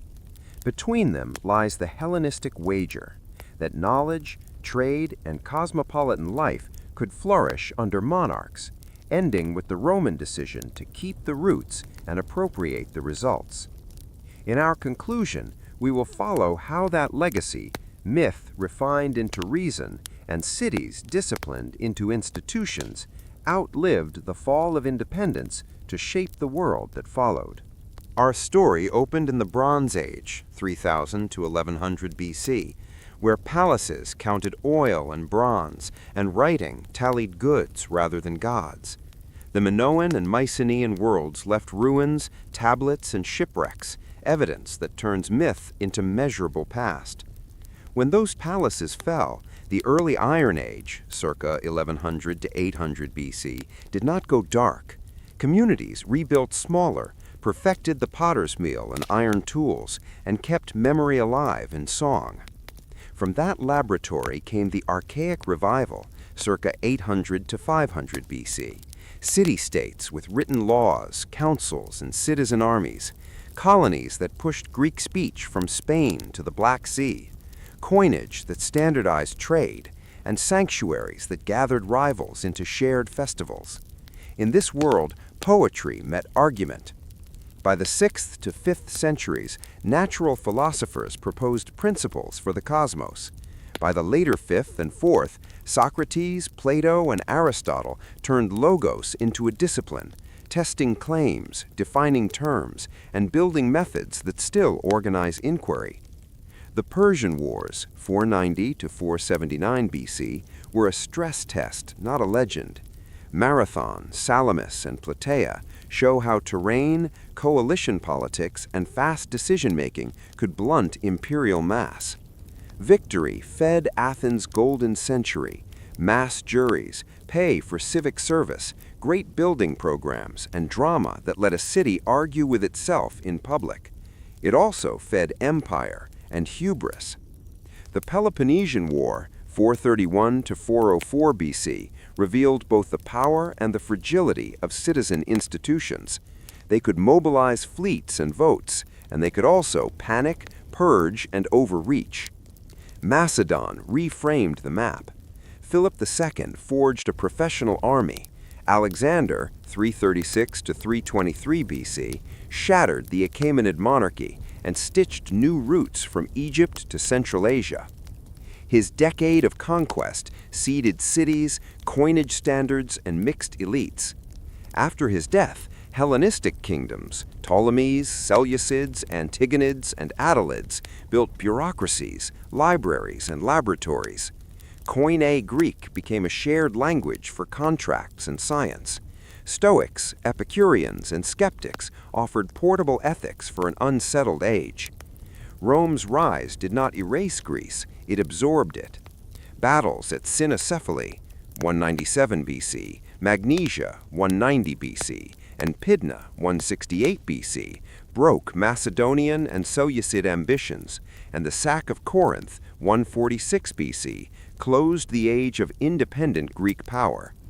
Yet Greek teachers, texts, and techniques became Rome's own. The library's catalogs, Euclid's proofs, Aristarchus's model, Eratosthenes' earth, Hippocratic case notes, and Aristotle's logic traveled as intellectual infrastructure the empire would rely on. What endures? First, methods, argument from reasons, not authority, laws written where everyone can read them, public finance tied to public works, and the habit of checking stories against stones, inscriptions, coins, and papyri.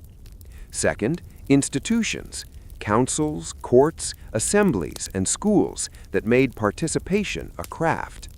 Third, language and art, a shared Greek that let ideas move, and a visual grammar, from Doric columns to Baroque Hellenistic reliefs that taught later ages how to build and narrate. We also keep the limits in view. Greek public life rested on exclusions, women without political voice, enslaved labor in homes, workshops, and mines, and resident foreigners taxed without a vote. The empire brought roads and research, and sieges, enslavement, and revolt.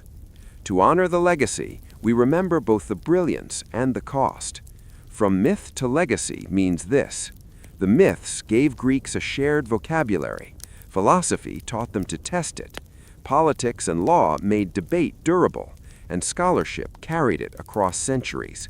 By 146 BC, Greece no longer ruled itself, but its ideas ruled conversation. If we still ask what is just, how to know, and how to live together, we are speaking in a language Greece helped invent, and we are obliged to use its best tool, evidence, argued in public.